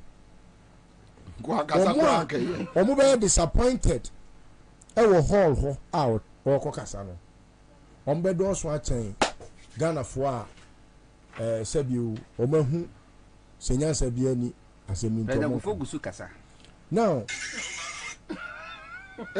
so kasa commander me last word say Dr. Baumia sesu politician e Ghana da ina sample who be that na wo hu jimi for me okay this is a man that speaks in parables. President Kufuor has always spoken in parables. You know the way and manner all crazy who will be so nana wanti oni ko tie no beka so we should take it as catch 2007 semen ko to aba manyansani mam ko to aba matutrani obi obese sa obo obi din wa hu ni pakro no better to say ba oni anim nyansa na ba oni awu Kufuor ko jira so ebe wi ase be bo ni nyansa no de na miasi o ka so say ba oni anim nyansa na ba oni nyansa o de na miasi ku pa so re fifie akokra na ti ko so re fifie ko ka say ba oni anim nyansa ko so say ba oni na ba na miasi awo e ti say me ka